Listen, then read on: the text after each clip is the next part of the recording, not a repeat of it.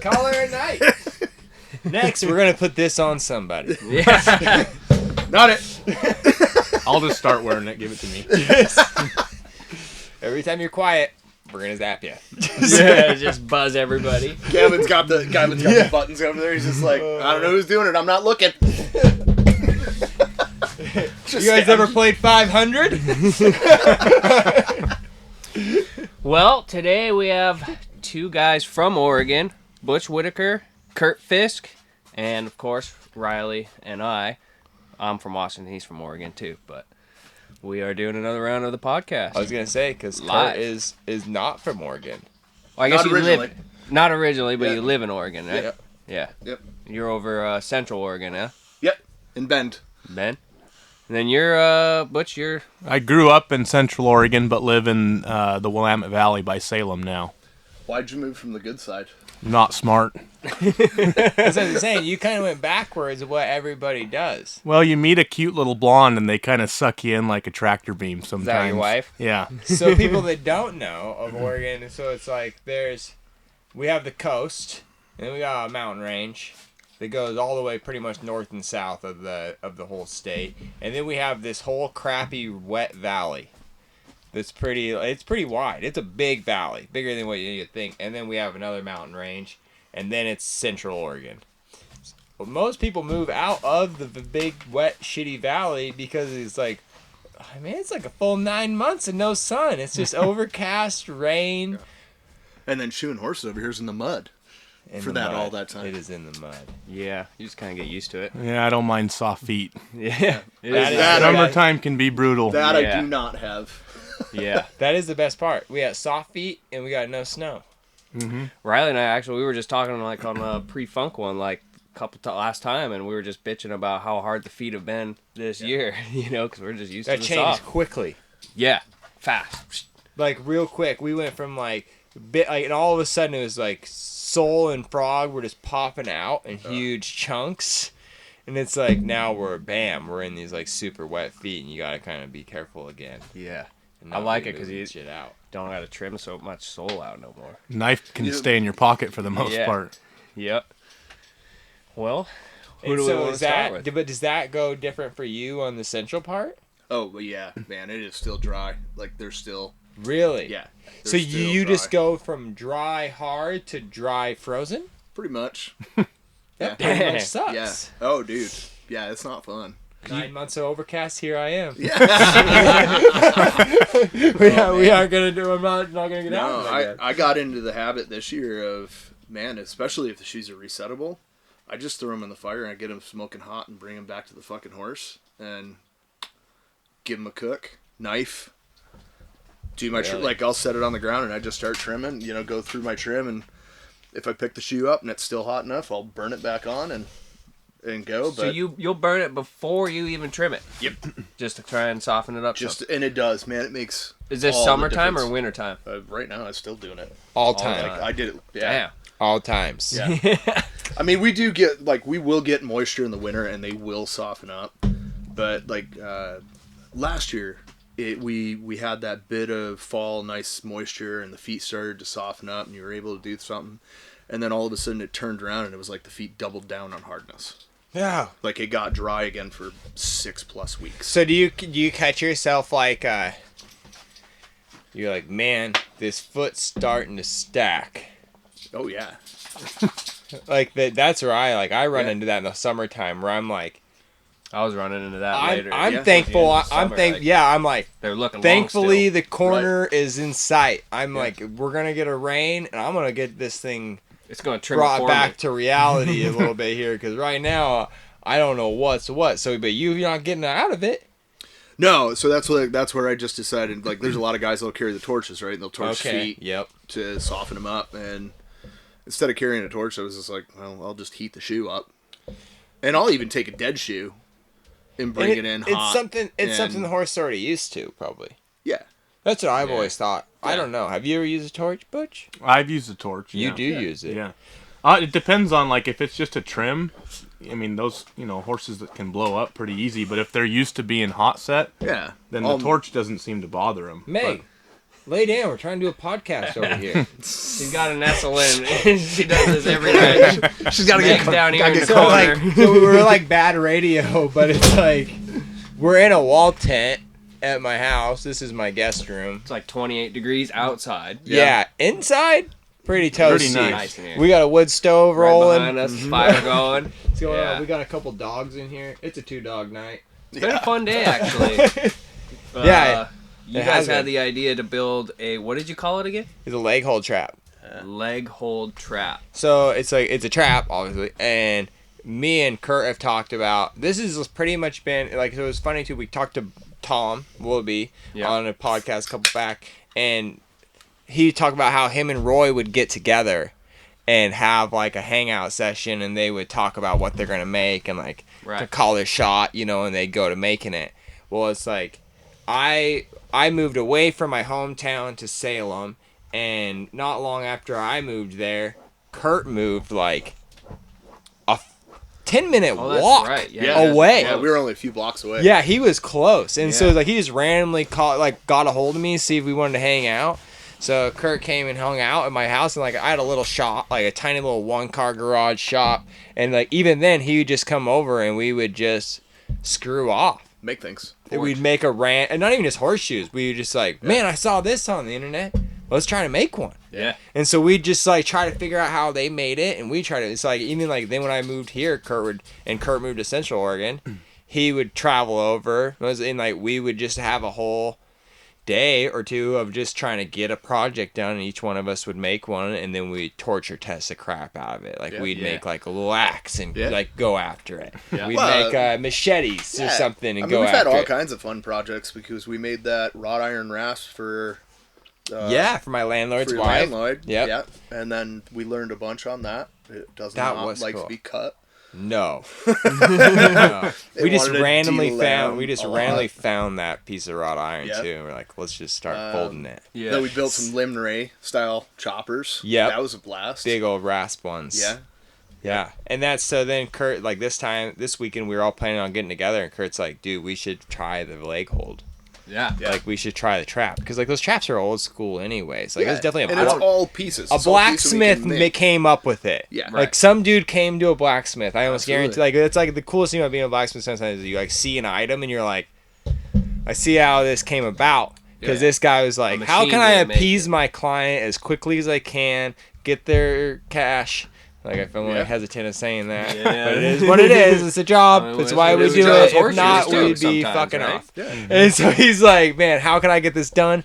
Get the product, and it's like, like you're probably guys going back and forth with it of like the trapper talking to the blacksmith, of like what they want. Yeah. And so it's like cool to see where it's came from. And so like it's something we've wanted to attack, and like so Kurt brought some spring, and like even that was kind of fun. It was like that we only had 8 inches of spring. Not much to like screw it up. Yeah, kind of one shot at it, really. Yeah, it was a one-shot deal. We still don't know. Yeah.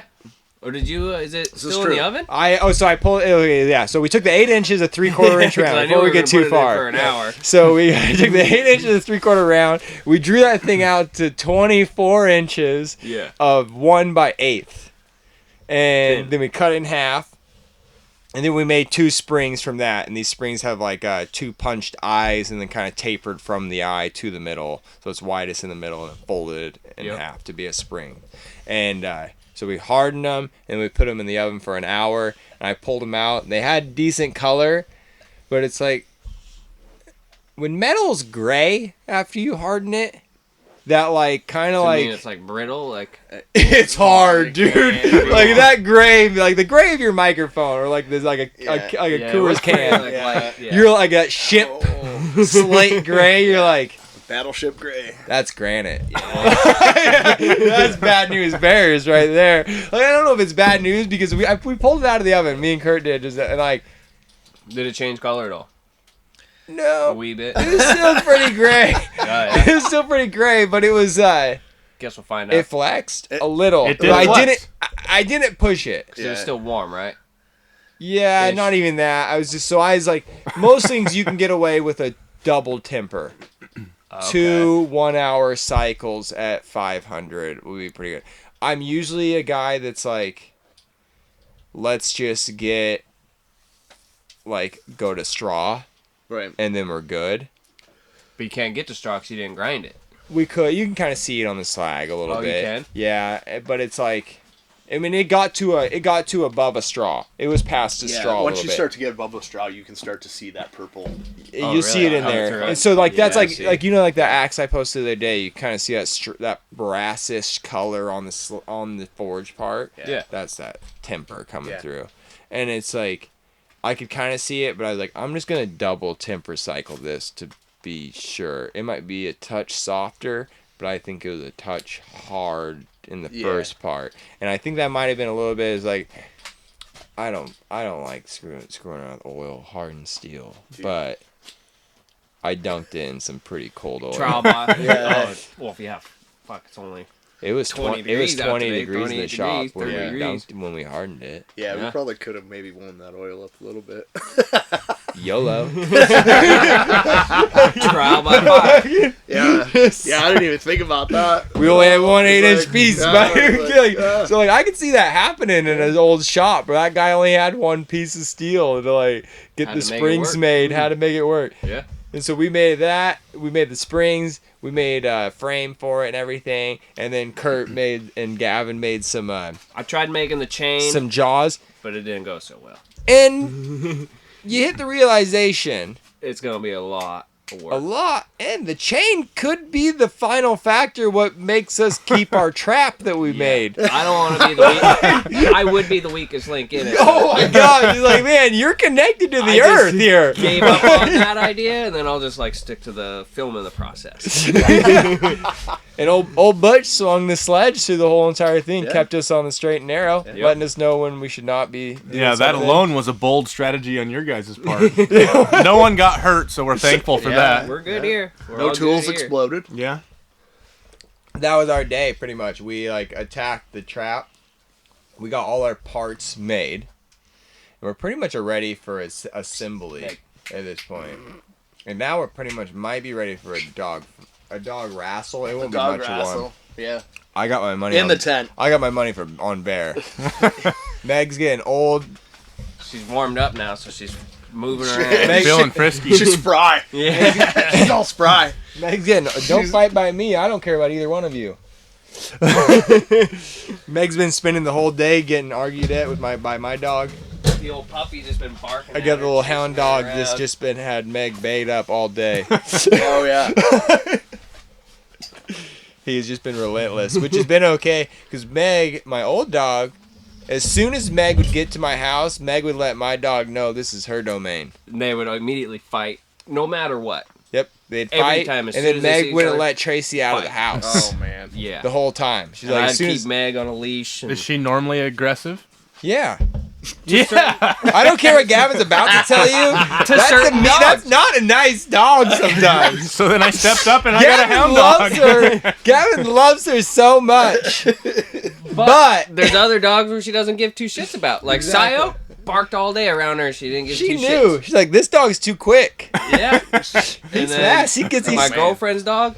I mean, they had puppies together. They love each other. With Arlo? Yeah, that's who she got bred with last time, 2 years ago. Same breed? Border collie. Border collie, nice. Oh my god. Oh god. Got a little bite to it now. Yeah. Yeah. It happened. I think it was when I was in Mexico and my girlfriend was watching them. And It's because, dude, Sayo Yeah. How'd floats you like a advertise butterfly, those? sings like a bee. well, there was only 3, so Oh. it kind of made it easy. I'd like to see pictures of that. That's an interesting cross. Of them buckets? Oh, Of the puppies. Dirty bastard, I was are gonna you? say, I know Well, there's there's a gravity difference No, there, there's- but yeah. it's still, come Even on, that, man. it's like, would it be These that weird? animals. Which is like, do they got an OnlyFans? The puppy looks. This is a Was the family border event. collie, was it, black and white So color? the puppy or- looks exactly Or now like we're Bear, running racing, but do it. brindle, like Meg. Okay. They looks just like Bear, but they're brindle. Huh. Like brindle They don't colors look of Meg. anything like Bear. The puppies do.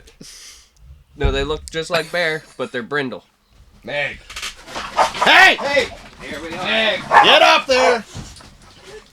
I like how Bear didn't even entertain it. You're alright. Go lay down. There. Go lay down. Well, that escalated quickly. Yeah, that was coming. You leave that back Yeah, there. I'll put it back there. Sorry, folks. It happens. Should I go get Baxter? Yeah. Let's open up another can of Do you worms. want me to get Sio? He'll keep There, Meg come. over there. Here. Come, lay down. I know. You didn't do anything. You're all right. Yeah. I like how Barrett is literally like, what is happening? Yeah. job. What is even going on? Good job. You stay there. Good job. Good girl. Oh, that was Well, Yeah. Cool. now I got Oh, that happened. Yeah. Bold strategy, Cotton. yeah. when in Oh, Rome. man. So, Gavin, about your dog being really nice.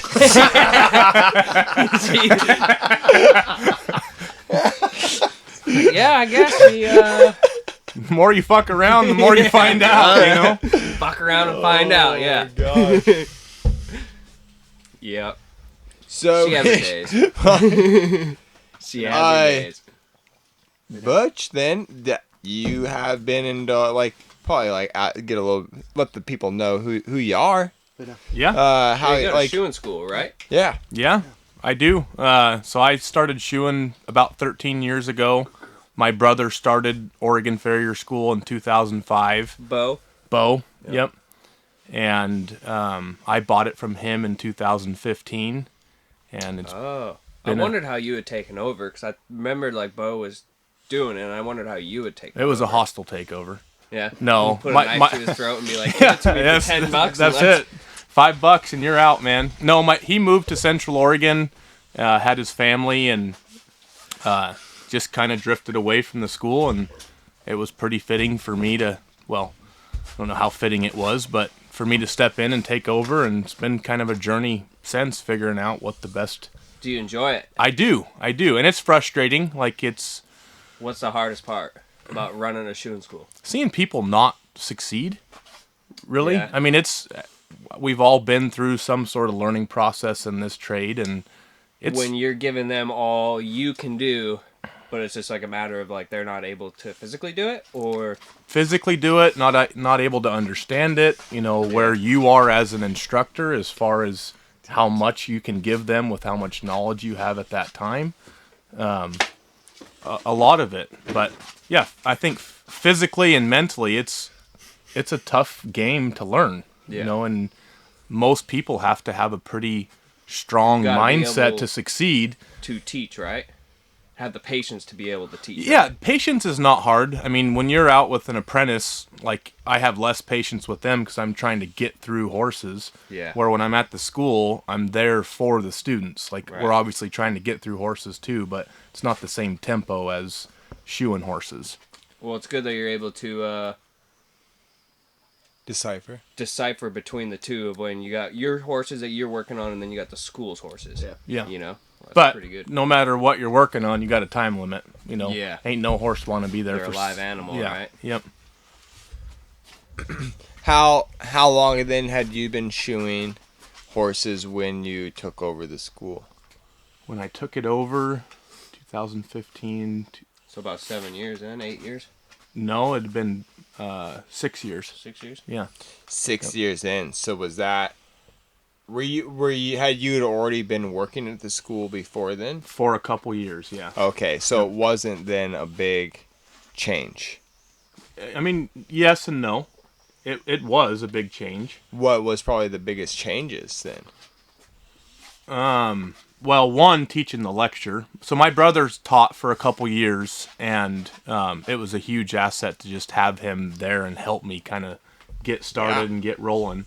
But, you know, diving back into the books myself enough to where I can teach something and not sound like an idiot and not make things up that, you know, or you're just passing on stupid You're just basically information. carrying your own colt at that point. But I think no matter what you do, like you're trying to teach the best that you can for where you're at. And the students that I'm teaching now, I'm at a totally different place in my career than I was 5 or 6 years ago. right. And that's, I think you asked me that same question 10 years from now. I hope to God I'm, Even better. continuing that path.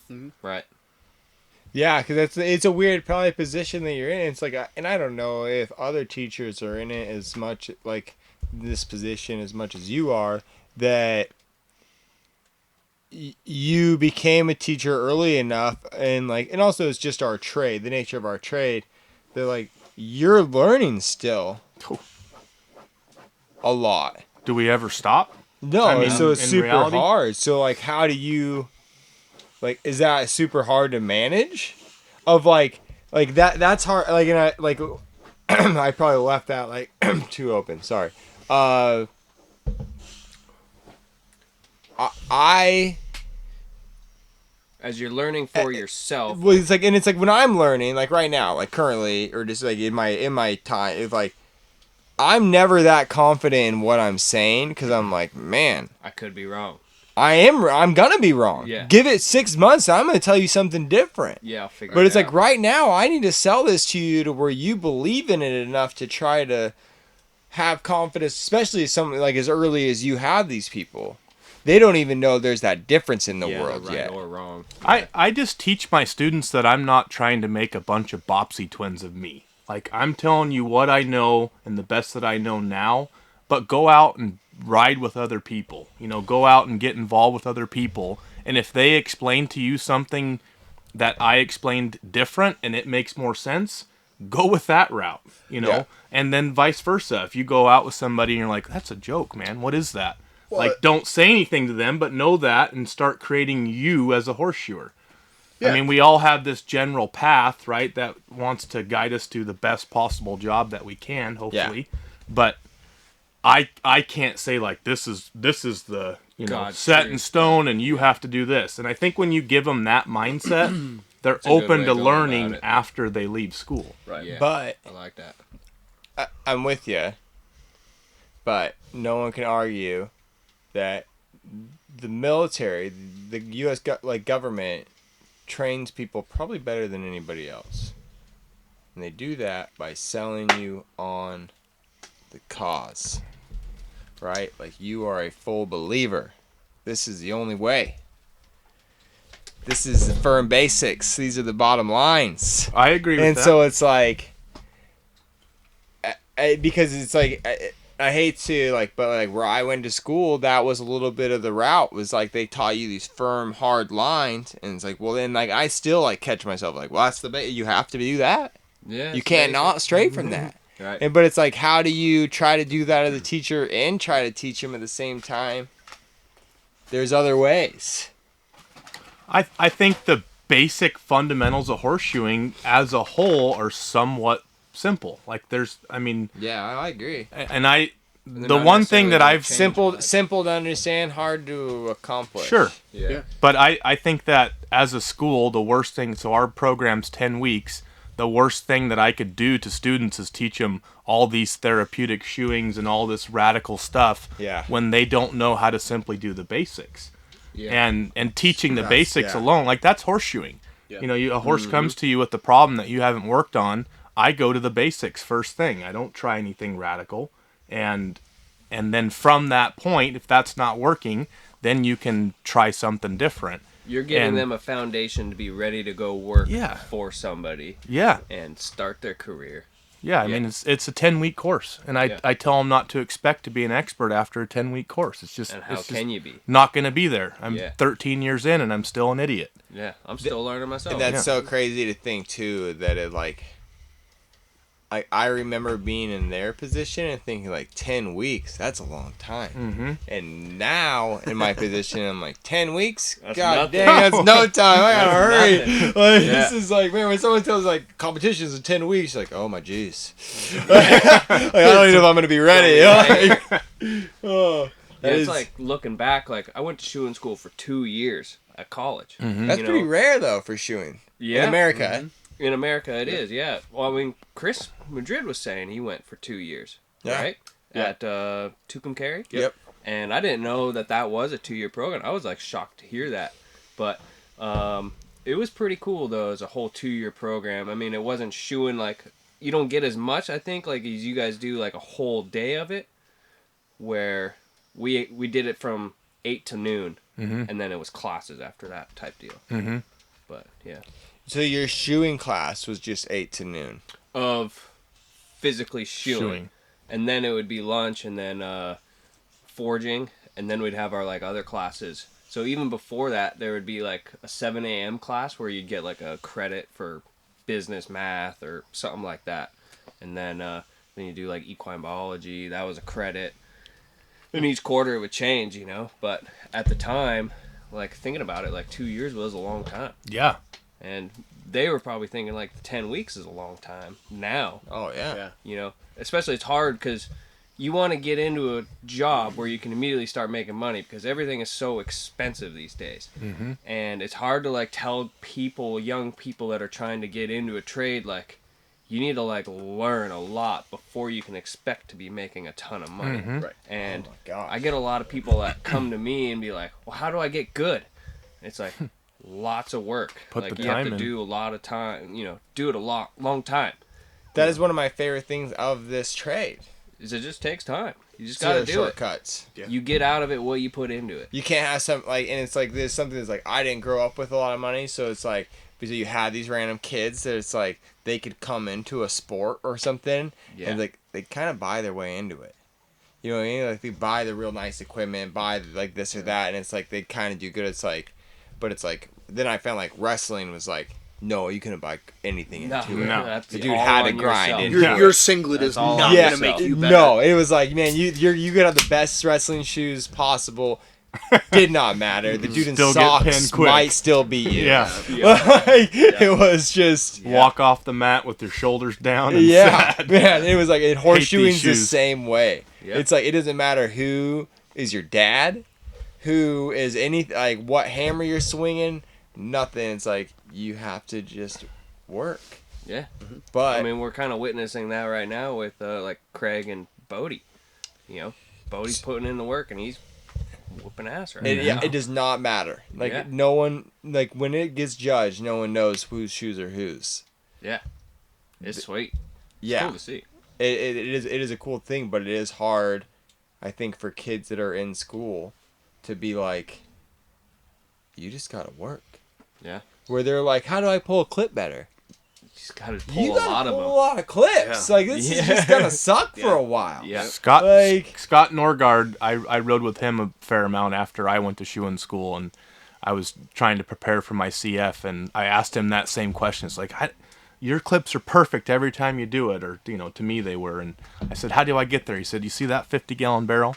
You fill it up. And he, Scott's pretty quiet and kind of got a dry sense of humor. And he says, when you're done with that, you do it again. It's the same And it's saying like- Jeff Engler would tell us. He's like, see that 55-gallon barrel over there? You fill it up. Yeah. Same thing. And it's so true. Like there's no shortcut. You just have to put in the work. Gotta do it. And the interesting thing, like the cool thing about owning a horseshoeing school is I get to be around some pretty cool kids. Like for the most part, people that kind of have a good work ethic, they're pleasant to be around. But sometimes in this new generation, the drive that people have compared to, even people in their 40s or 50s, it just seems to lack. That And- was the tough thing about where I went to school, where it being a community college, and we had the college rodeo team. And the men's team was like the best in the nation for years. So a lot of guys would want to go there, and they would just take the horseshoeing so they could be on the rodeo team. And they didn't really care about the horseshoeing. So you'd get half the class that didn't really care about it, but then the other half was like actually there for horseshoeing school. Like they're paying their money. And in the beginning, my first year, that was me. Like I didn't really kind of care about it. Like I was taking it in, but You were there for rodeo. that was the whole reason why I went to Walla Walla Right. was for the college Yeah. rodeo team. But But now look at you. yeah, Something I know. caught on. Oh, I hurt myself in between the first and then it changed. You're like, I might want to gather up reality a little bit. Well, in that I'm not first going year, to the NFR. Yeah, that's kind of what happened. You're like, Pretty even the much. guys in the NFR are broke. Pretty much. Like, Unless you're winning big. It's Even not some of the guys that are winning big, dude. It's like it costs so much to win big. to go. Yeah, It's pretty just to hard. Pretty hard. it's a rough world. Especially riding bucking horses. Like if you're riding bulls, all right, you got a You do chance well. at some different sponsorships and everything. Yeah. But it's like if you're riding bucking horses, Yeah, okay. Like good luck. it's a hard life. Yeah, Yeah. not easy. So, in 2022, have you seen the numbers go less than, like, say, 4 years ago? You know, kind of before COVID, or just in general? Yeah, so this term's the biggest term I've had since I've owned the school. The most students. The most students. The most doing the 10-week course. We had 10 students, which is our max. What's kind of like the average like age range then? Whew, that's like a good 18 question. to 18 to 30, but we've had students. 18's our minimum age now, thanks to the state. But we've had, I think, the oldest person since I've taught at the school was 68. Wow. Whoa, no way. That's wild. And Dang. he just wanted to start like a hobby business of just doing some here and Liked there. horses. Yeah. How was it teaching an older guy? I'm imagining, right? Yeah, it was a guy. Yep. Yeah. Was it hard? Like, did he pick it up? No. Or was it hard to? Yeah, it was hard. I mean, the hardest thing to learn about horseshoeing is how to get around a horse, I think. Yeah. You know, and how to keep a horse comfortable so they're not fighting you, and that's difficult to do at that age when you've never done He it. wasn't. Well, in that age, there Oh, may yeah, be no physical, horse sense. physical limitations. Sure, too. that's But what I was he mean. was he Yeah. a horseman? I've been around horses, but like That's pet a him lot and of feed him Yotes. treats. That's a lot of coyotes. That's a lot of Yotes. They're like all around you. Is it dark out? Oh yeah, Oh, dude. Were you not? is it dark? Have you out? been in here the entire the last 3 hours? Light the tent. I'm starting to feel I was wondering scared. if we could shoot at him. Well, we got work. Get the to do lights right out. now. Get the lights out. No, it is not lighting up. No. Can we We call kept the red time out light during out. this, or Yeah. Let's. We could pin Meg up out there. She'll fight him. No. We can't do that. man, She'll fight him off. She's mean. she's mean. Actually, last year, a day before her birthday, she almost got killed by a cow. Oh, really? Right in the front yard. In Yeah. the front, right of your house. Yeah, I let her out to go to the bathroom. It was 5:30 in the morning, and thankfully I turned on the side lights because it was still dark in this time. And all of a sudden, I just start hearing her screaming bloody murder, and I was like, "What the fuck?" So I look outside, and there's a coyote just grabbed around her neck. That's what Damn. the top brown mark there on her above No her ear. shit. That's the scar. Yeah, he just had a hold of her. marked by the yote? Yeah, Those coyotes are probably eating my raccoons.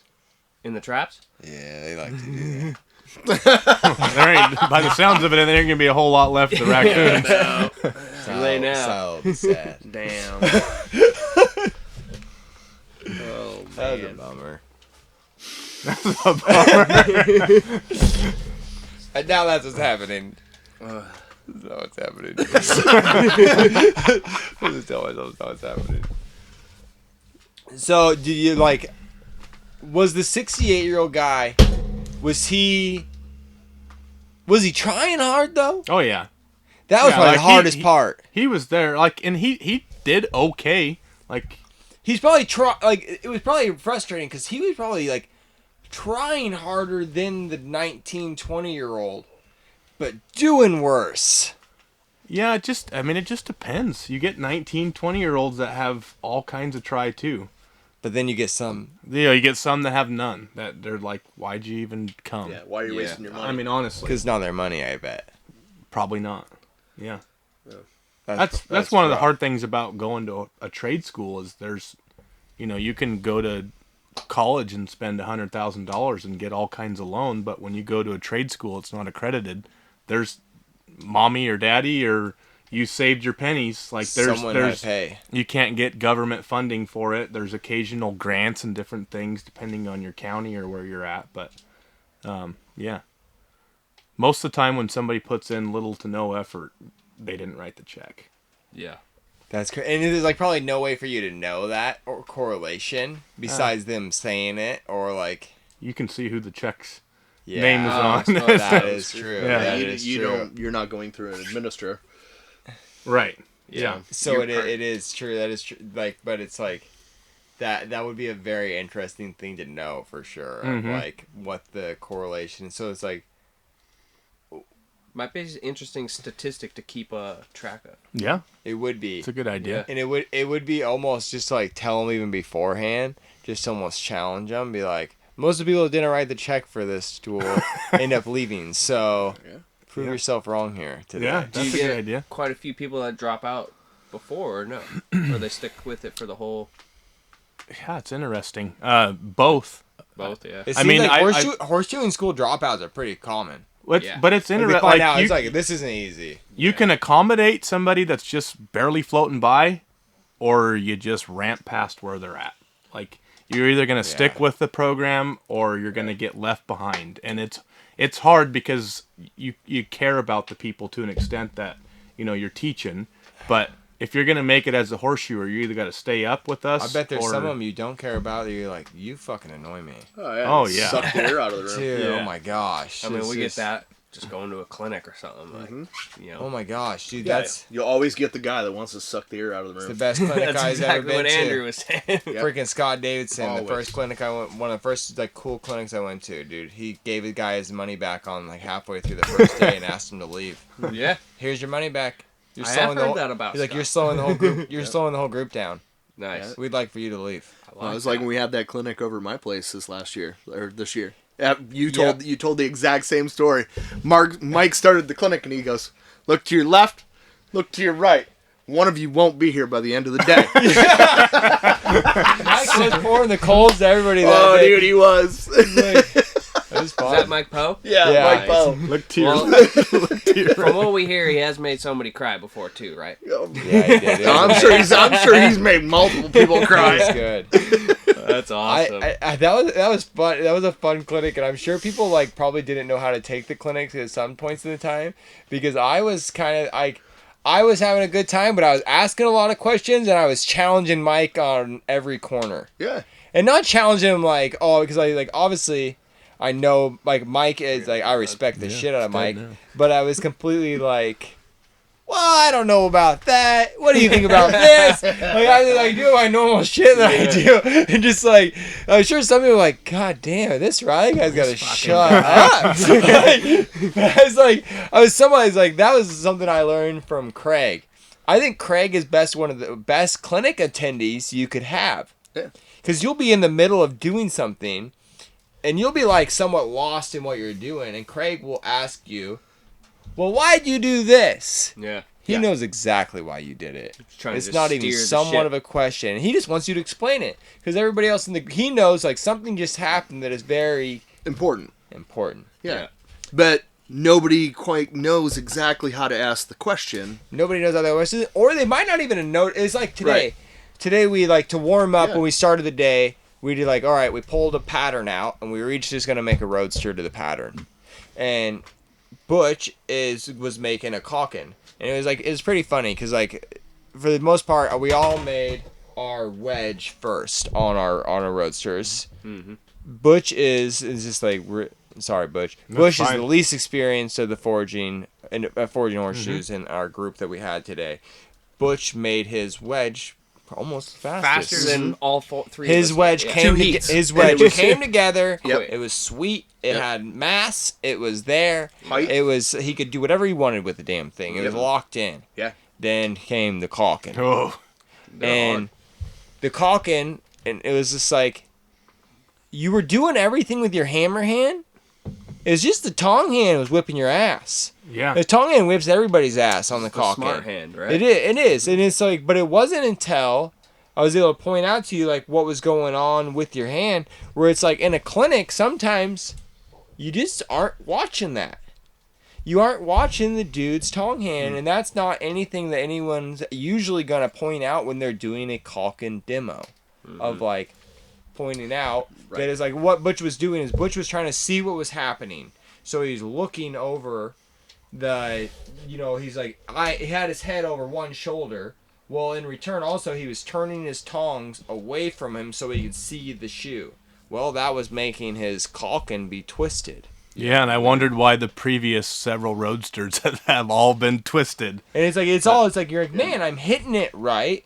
I'm hitting it square. And it's like, but somehow everything just keeps on rolling this way. And it's like, it doesn't take much pressure with your tongs to convince it to go that way Dude, slowly. once that steel collapses one way. And that's what we were all kind of talking about. It's like, once it's kind of over the diagonal, it's like either A, you do heinous things to it Yeah. to get it brought back over. Yep. Or B, it is just over there. Just you pointing that out for him were probably more beneficial than him building 50 caulks. It's huge, but that was like one thing. Is like there's like coming back too. Is like Craig was like when I went to the clinic. Craig was really good at pointing those things out. Yeah. And it was like the first time I went to him, it was like, whoa, he's asking very obvious questions. And I was like, he's asking obvious questions for us idiots that aren't freaking realizing them. Like he's trying to point them out. It's kind of like the same like when I've been here like videoing you guys practicing your team deals, and I'm like, well, why are you guys doing that? It's just to like get you guys talking. And it's hard too. It's like the same thing with podcasts. You're like,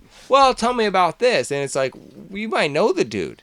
And he's like, why you even ask me But that? everyone we're talking to know, does it's it. like, yeah, but these other people that are listening in, they have no idea what's Mm-hmm. going on with it. Exactly So it is like, that was something that's like, I didn't realize it, but I realized Craig somewhat taught me how to be a better clinic attendee.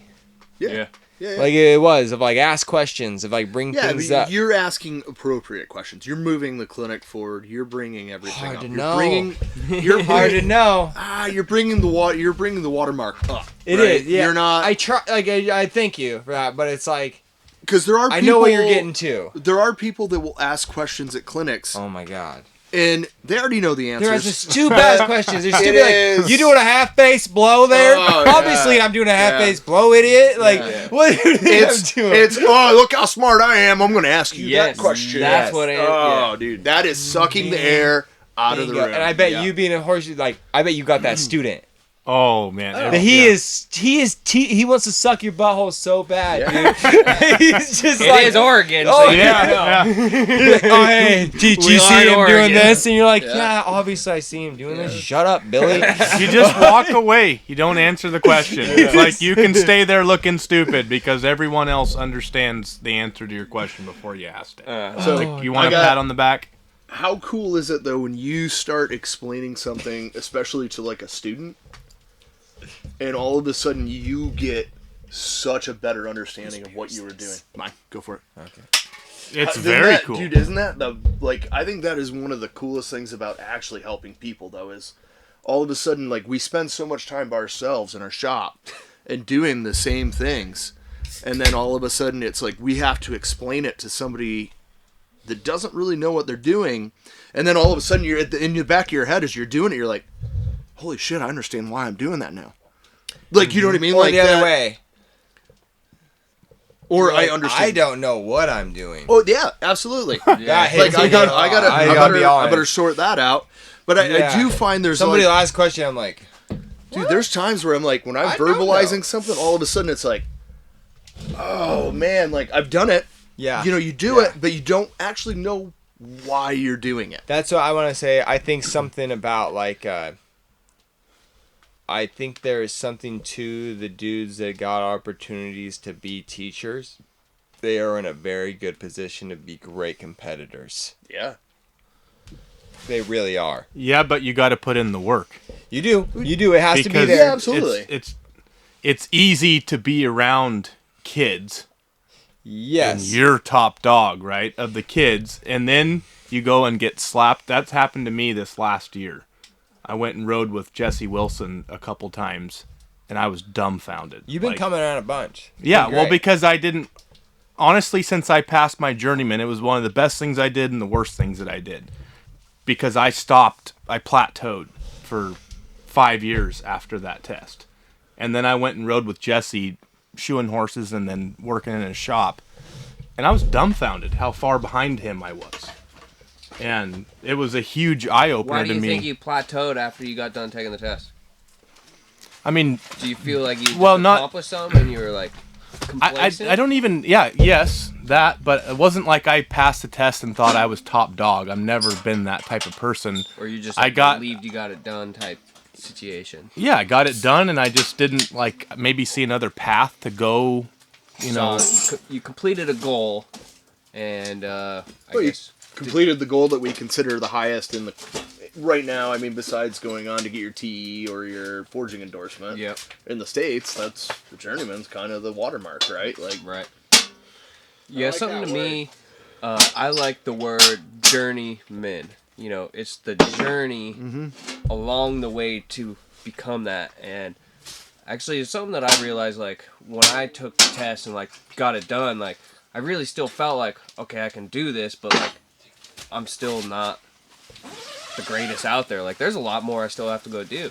Right. And, I thought the same thing too, but for whatever reason, I didn't continue like pressing pushing on. forward. Yeah. And then, you know, even going out and trimming horses with Jesse, I didn't really go there expecting to learn much about the foot.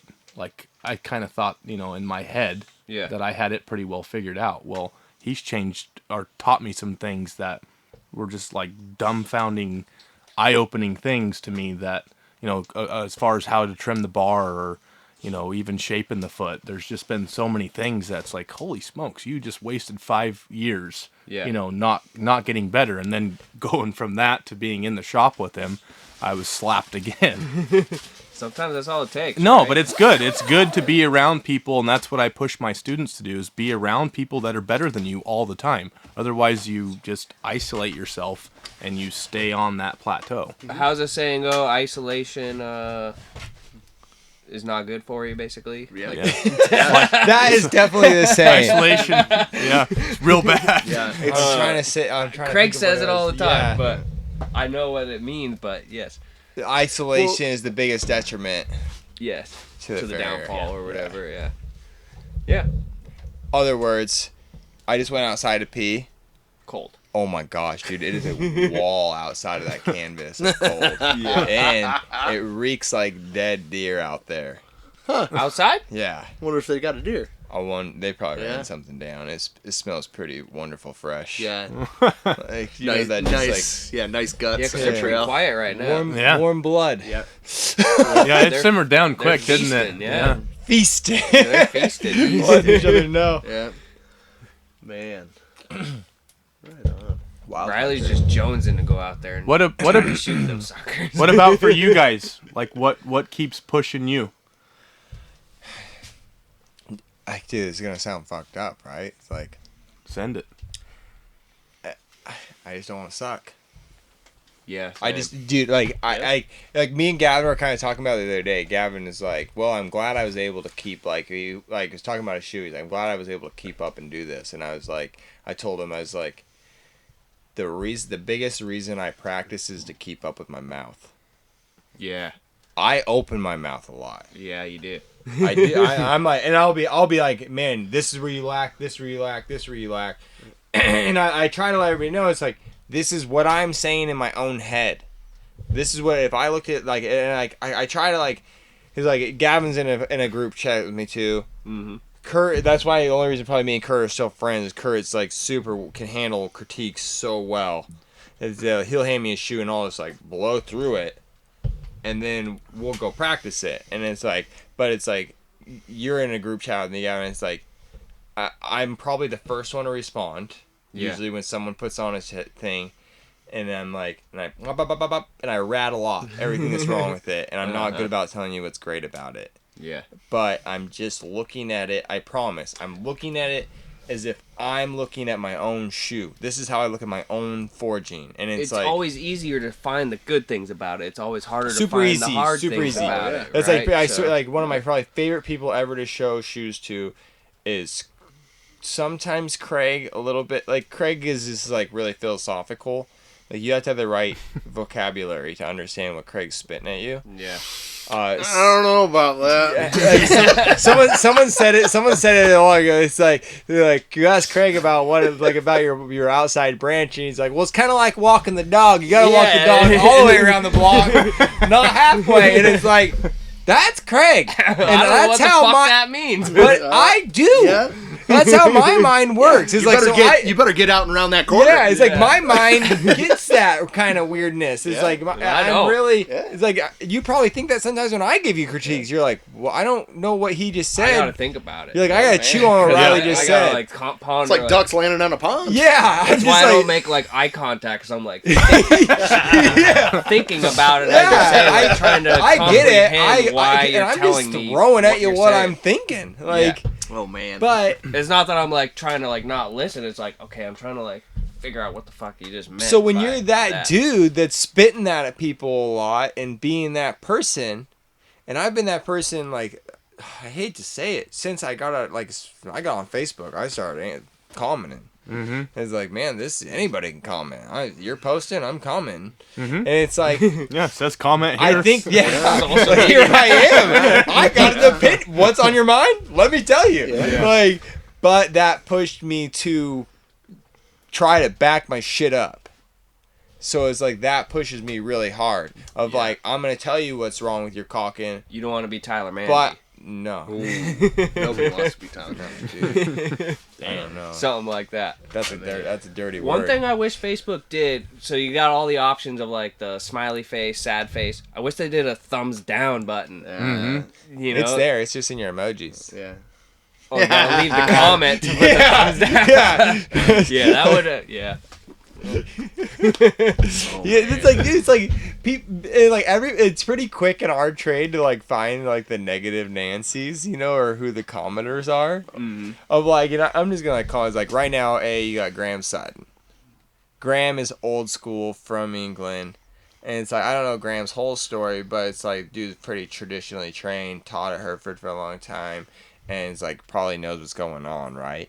But Graham has a hard time with the new modern things, understandably. And then you got like also guys like, you got to throw it the right way. Craig throws a lot of criticism, but it's constructive, and Craig gives you a place to go be constructive, so it's easier to take. Where like then you got guys like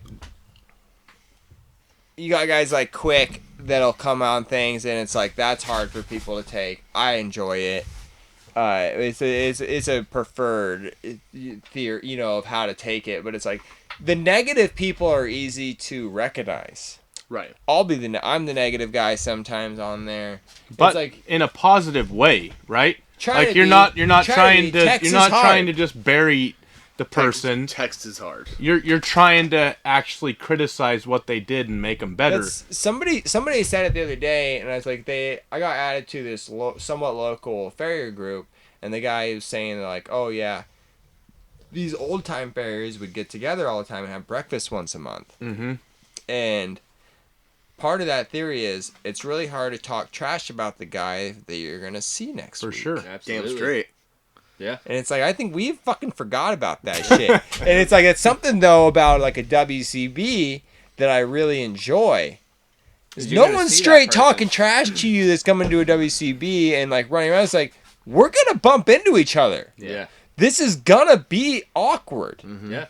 And like that is also though one like Putting your money where your mouth is, essentially. and I don't want to say it's like this may not be places like other places, but like I've had pretty confrontational conversations with people at WCBs, and it's like one guy I can just say like straight up, and it's like I don't think he'd be, but like he might be or not, but it's like me and Jason Rotrommel are on different parts of this earth of where it comes from on some things. Like Jason works for Con. Different paths of life. Yeah. We're different people. It's like Jason works for Con, Yeah. and it's like they're a production company of tools, and I'm a handmade tire tool. But me and Jason have very honest conversations face to face, and we might not see to where each other to come from, but it's like It's a matter we of respect where each other come from, and we can have a conversation with each other. Yeah. And like the one thing I can say for sure is like, he's not a fake motherfucker. No. Where some of these people on Facebook, it's pretty easy to be a fake fucking person, Yeah. and to like be hiding behind. Like Tyler Manji, I think a little bit is like, I'm pretty safe back here because no one's gonna bump into me. And it's like you bump into too many dudes, it's like something's gonna happen. Yeah. And it's like that. Like I would rather be that honest guy, and I think people need to like be able to handle that a little bit more. I know that took a huge tangent of where you started your question. No, there, but yeah, Rose. you can the storm way the world Normandy, is. or you can go to your safe room, right? Yeah, Like, and as I like- people, you either yeah. buck up or you go be in your little quiet space. I enjoy that push into the new. Those people typically Thing. disappear. They You know, do like even sometimes. so. Or they keep popping up in new groups as that new Yeah. person over and over Yeah. again. Yeah. I've noticed that. On Facebook, it's easy to do that, but like in the Yes. WCB, those people disappear pretty fast. Mhm. Like in that circle, But it might be more of a competitive thing. Like they thought they were gonna do great competing, and like maybe they didn't. The product wasn't as great as they anticipated, and that. No, it was the judge. Yeah, the judge didn't put it well up there said. low My enough. judge, my tools, the horse straw, the might skill not they gave me. Might not necessarily be just like a personality type thing, but maybe they just thought they were gonna do better, and then their spirits got broken. Yeah. And then decided, I don't think they ever thought they were gonna do better. I don't know. There's been times where I was like, yeah, I'm gonna do really good, and then not do well. You're not that guy. You keep putting yourself in that position. But there's people out there that think like, oh, I'm gonna do really good. I agree. And then they get broken, and then like they just disappear. Their whole That's what I mean. world They is disappear. doing You don't disappear. It gives you Yeah. it gives you a choice, right? Like you either go home and Figure it out. figure it out, Yep. or you go, oh, well, I'm gonna swim in my little pond. And then You know what I mean? Like, Yeah. be big bald boss hog right here in my little area. yeah, Dude, absolutely. it's easy to Yeah. be that guy. Yeah. Yeah, especially in our trade, our world. Yeah. Super easy. There is that pocket, and there's the other guys that aren't even like, they're looking up to you because you went and tried once. Yeah. Yeah. Right. You know what I mean? So they're willing to be they're willing to listen to you Yeah. even. Like Yeah. they're willing to hang out and be like, man, they go. Yeah. They went once or twice. Right. It's even like that in the rodeo world, essentially. Oh my god, dude! Like that's Like- one of my favorite memes. Is like of the talking about the barrel racing mom. She's like, "Yeah, Oh I was my at God. that rodeo in '96." Yeah, exactly. Exactly. That is so horseshoeing. Like sometimes you go to the county fair and that's all you hear is like, "Oh, I know him. Like he was back at that rodeo. I was there." You know, Oh. type situation. It is great.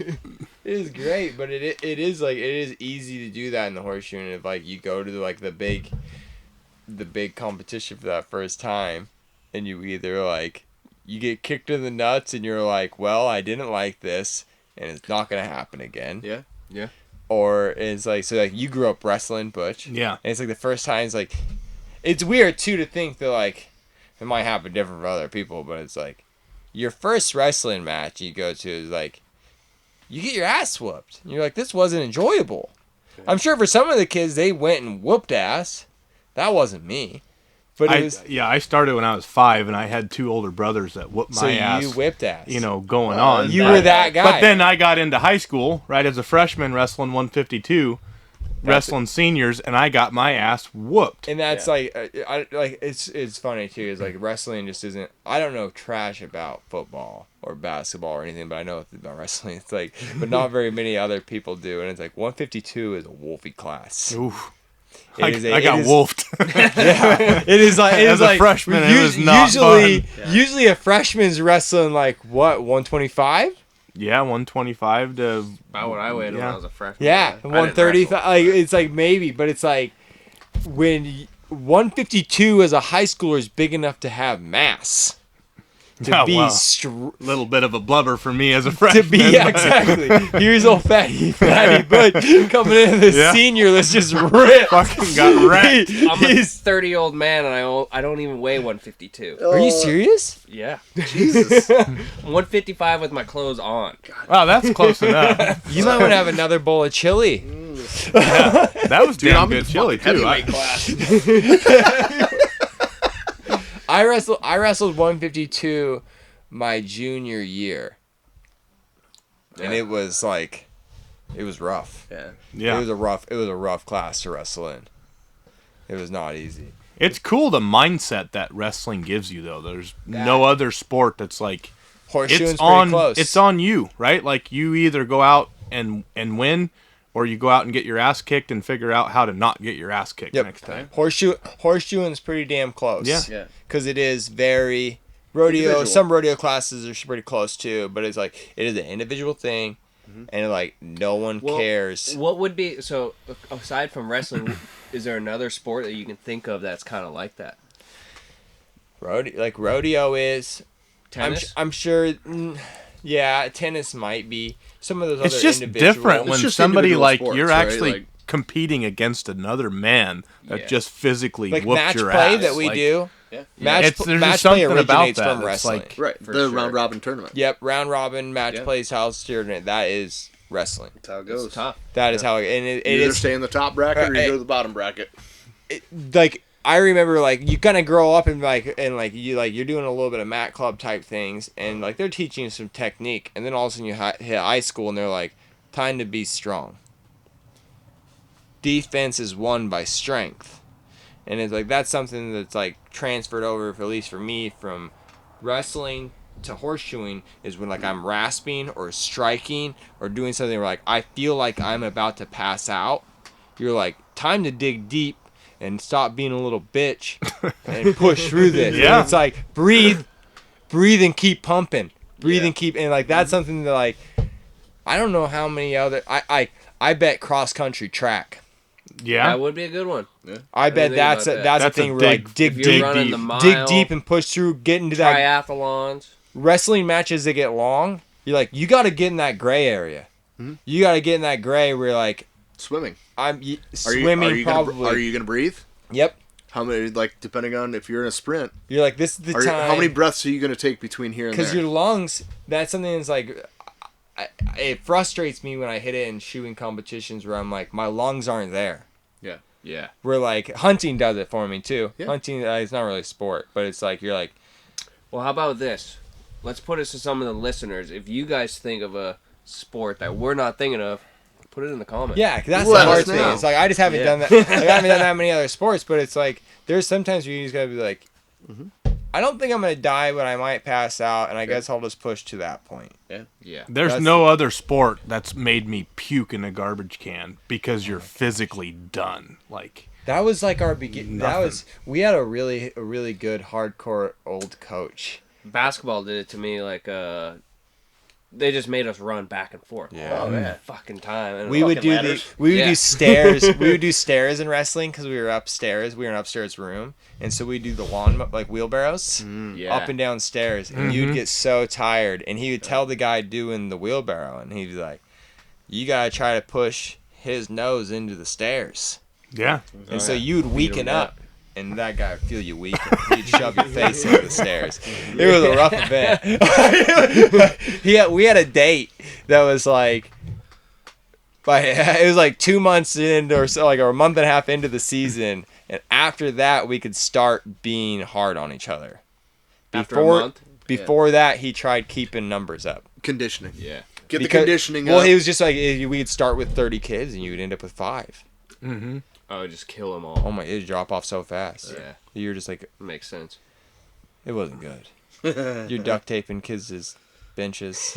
That's probably why I didn't wrestle. Wrestling's a growing up. different world. Wrestling was a different world. Yeah. Like that, I think wrestling is like what made me love horseshoeing. Yeah. Like Made me love life. Made me understand how far you can push yourself. Bingo. Yeah. Bingo. Well, what was that for you, Kurt? Did you play sports growing up, or? Yeah, man. I played soccer, swam, just the 2 sports. But you're into the sports already that push yourself of like whitewater stuff.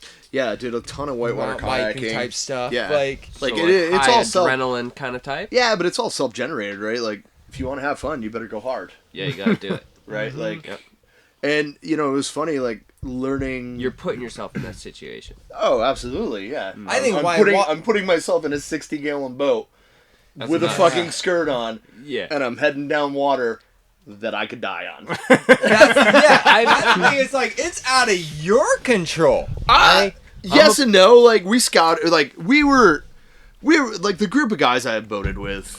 Like we were really safe. Like I mean, we scouted a bunch of stuff. Like it was not run and gun for the most part, unless we knew the river, right? Yeah.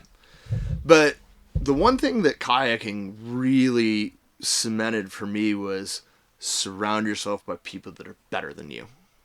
Yeah. And I dude, bet. that took my level of boating through the roof. Right. Like that got me from class 3 riffles to running full on class 5. But I bet there's nuts. a lot of people in the Right. kayaking That's world nuts. Yeah. that But that's how they you do get it. comfortable being the lesser. Oh, there's a ton of people out there, and there's nothing wrong with that, man. Class 3 is serious. I was didn't gonna even say, know class you were into 3 whitewater rafting. Yeah. This is news to Oh, me. dude, I pushed rubber for a season. Like, I was a raft guide for a season. Really? Oh, it was bunch of fun stuff. But Probably easy on the pushing rubber. pushing rubber. Well, that's what we call it. It's pushing rubber. Great, explicit. Pushing rubber. Is this in the water or outside of it? But like class 3 can kill You gotta you. get those tips. But there's a lot of people like you can swim class 3. Like you come out of your boat, you can swim class People 3. good. I'm not trying to swim in class 3 Well, at all. I'm trying to drip boat in class 3. He said he'd grow up swimming. I grew up swimming, Yeah. so You'd see my hand in the air going That- into the water. like Kurt took me stand up paddleboarding one day. He's like, "You want to go stand up paddleboarding?" I'm like, sure, it looks Sure. fun. I like And, we paddleboard. I like stand-up paddling. Go paddleboard with Kurt. You might not like it anymore. We're Going on a we're on river? lap 3 around the lake, and he's like, "You want to go for another?" I'm like, "Oh, maybe, man. I don't know. This is really getting tiring."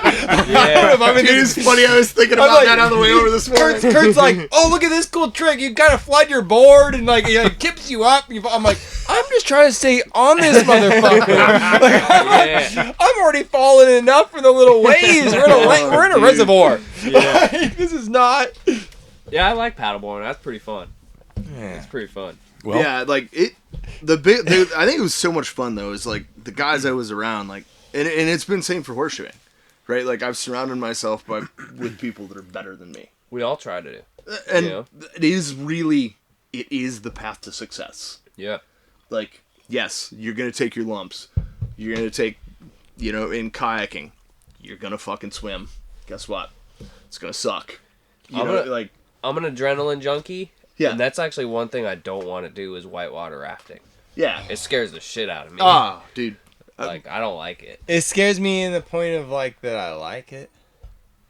I don't like I don't want to include anybody else in it, but it's like Well, that was the part Like of you- kayaking, right? you Like, feel the strength of a river once, and you're like, so right on. Yes. we You're another don't know. world. there was You are like I thought I was like because it's easy when horses. You're like I'm pretty strong. yeah. I can fight a horse. Yeah. You're not fighting a river. Oh, dude. Dude, and like the first time you start rowing against something real strong, you're like, Oh, man. "Ooh, I'm not that strong. So I'm not that strong at all." we were creek boating. There was this run in New York that we knew. We all had it dialed. We'd run it a bunch. It's called the Bottom Moose, and it was measured in feet. Ideal level was 2.5 to 3 feet on the gauge, and we went out one day and we ran it at just a touch over 4 foot. And the first rapid is a 60-foot slide where you have to make the move at the top, which is not terribly difficult, but you do not want to be towards the center of the river because the hydraulic that is in the center of the river is bad. And the Okay. higher it gets, the worse it is. Like, I've seen it hold a raft all day.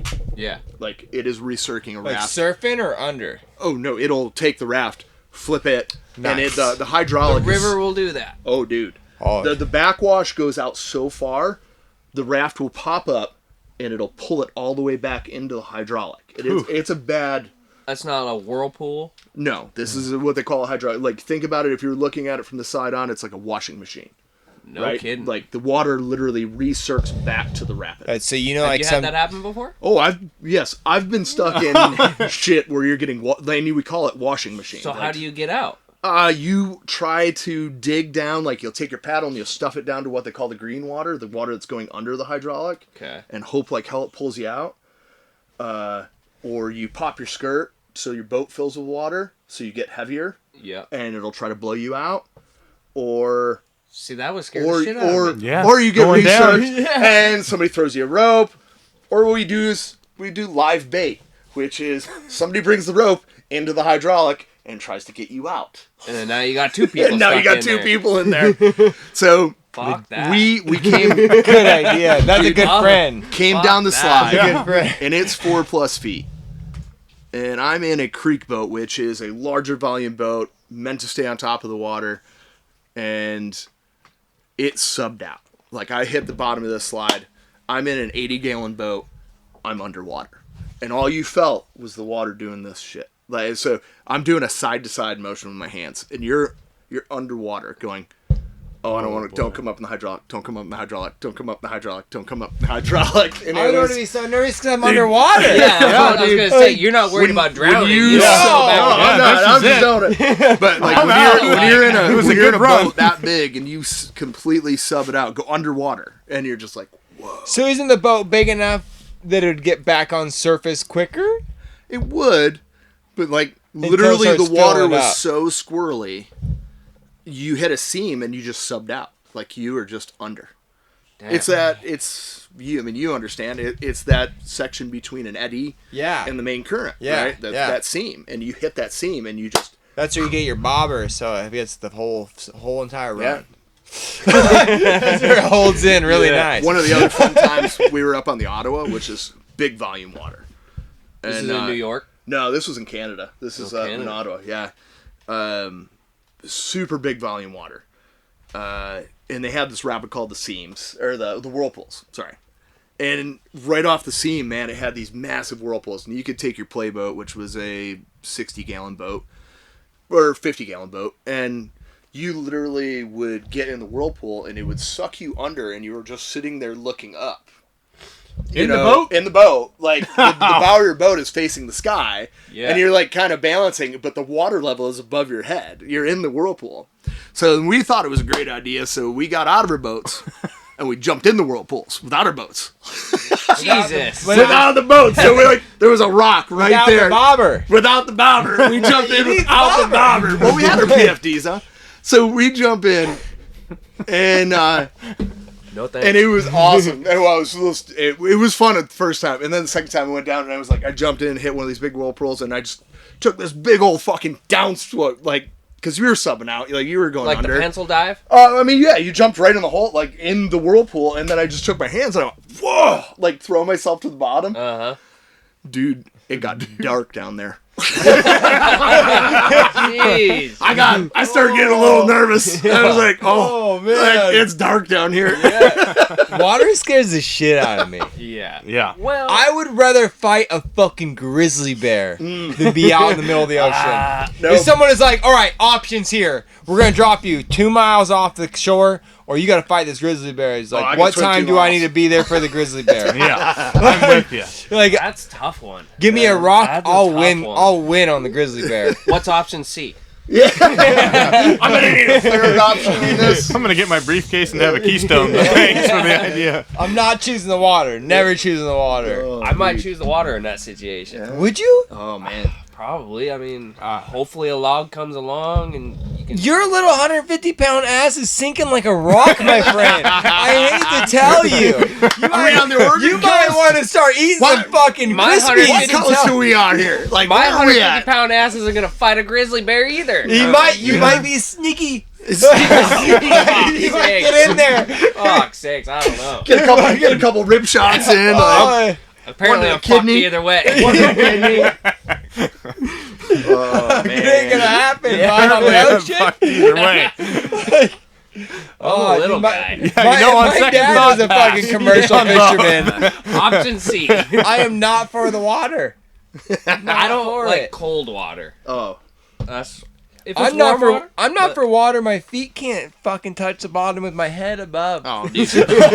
Well, I think it was. I told you, like, when we went out to get those crab pots that one day, dude. Like, it blew my mind. I'm sitting on the back of the boat on the transom, and I'm just sitting there watching. And we're not very far offshore, and it's pretty big coming out of the bar. And I just remember, like, we were dropping down into the swell, and you couldn't see anything around you. And I'm like, man, how much energy does it take to move this amount of water?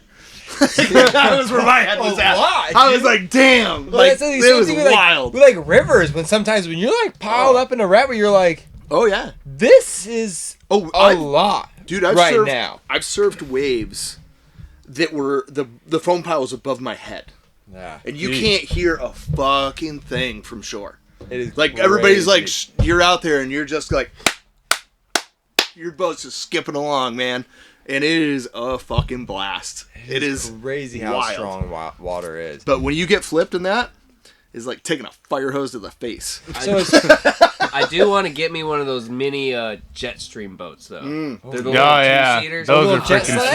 sweet. Yeah, A go-kart on the water? Yeah, man. Dude, those things look Looks like so a fun. blast. Just rip. Yeah, Dude, they I want to fucking get rip. one. My friend Frank has one, and he's building right now, and I can't wait to go out There's, Nice.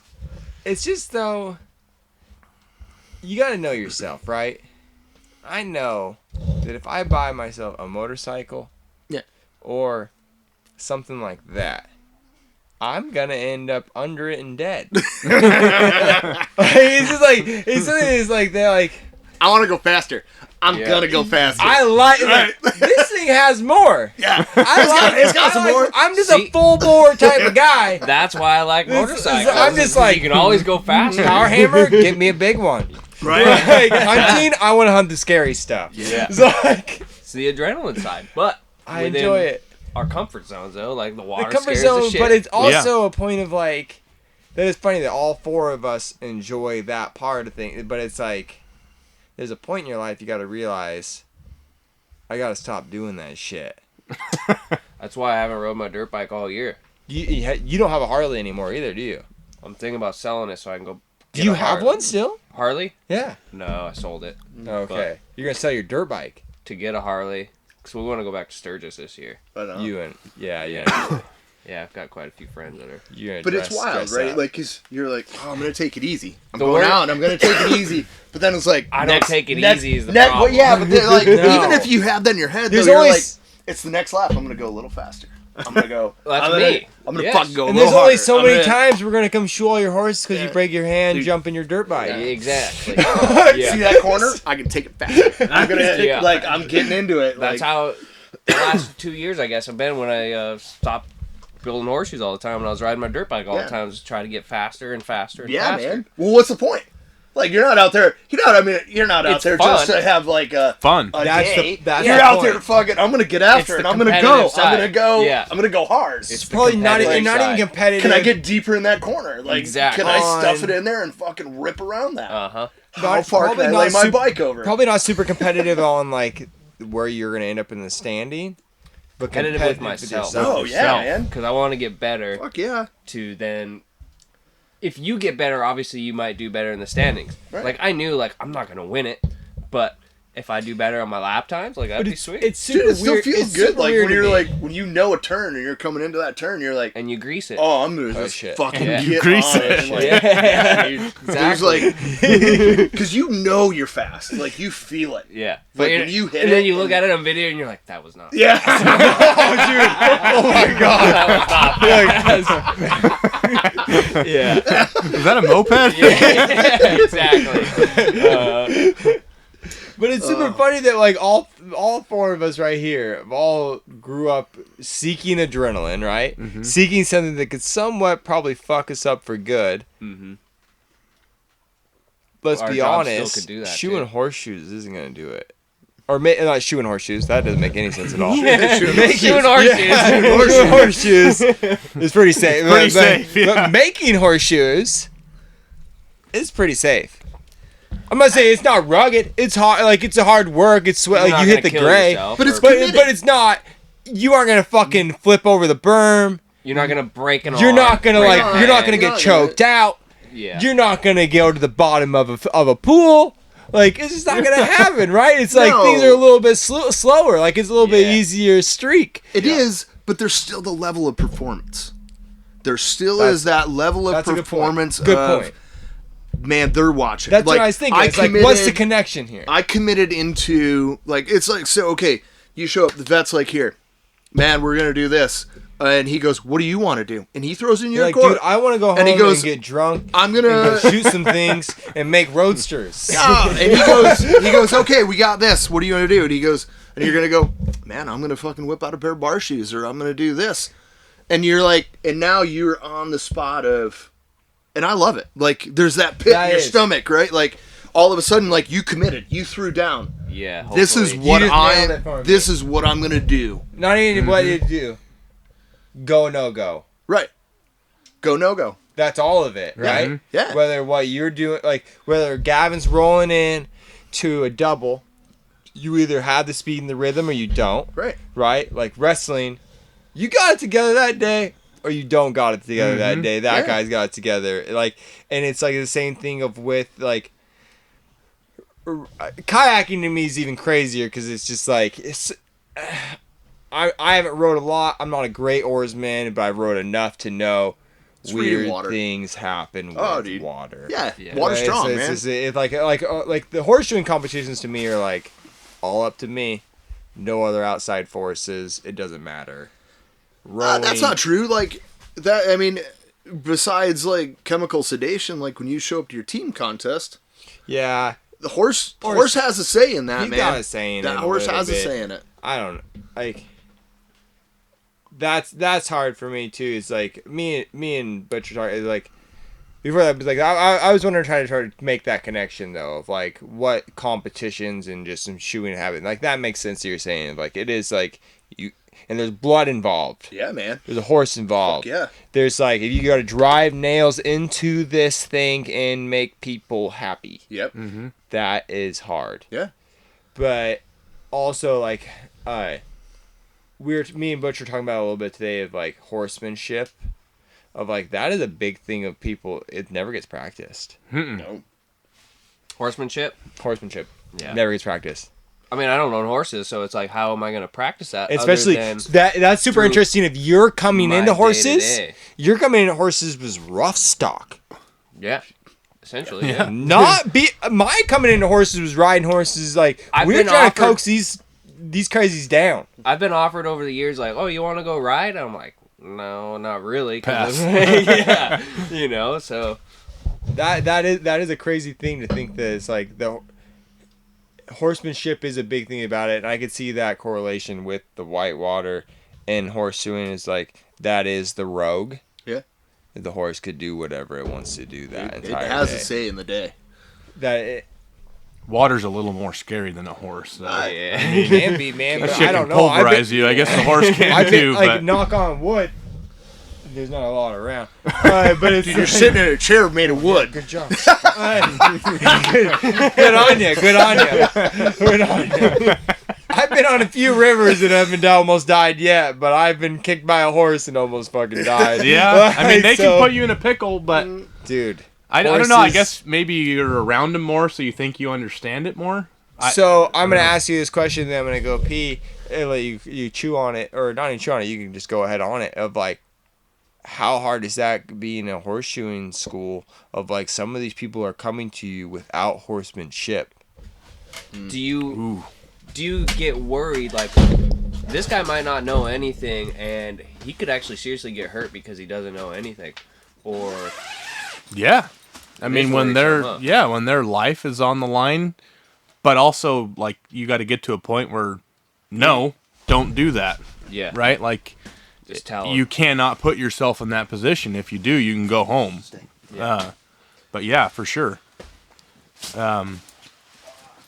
Yeah, it's interesting because we get people that come to the school that hasn't even been around a horse. You know, they saw the horseshoer there and seen what he charged, and That it's was like, oh man, I want to be Pretty in much that. me, my first day of horseshoeing school, really. Yeah. It's like I'd never like picked up a foot or anything like that, and I was actually overwhelmed. I was like, holy shit, like this is more than I kind of thought it to be, and I don't know. I think most people are. I was around horses my whole life, and when you go to crawl underneath one, it's a whole different ball game. It's awkward, You Your body's not fit for it. your legs are doing the funky shake. You're I fighting feel that your way way after, through like, one. a week-long vacation. I'm like, God, why did I just Yeah. take off for a whole week and just, But yeah, I mean, you got to pay attention. Some of the cool things that we have at the school is the school is basically held at a kids camp.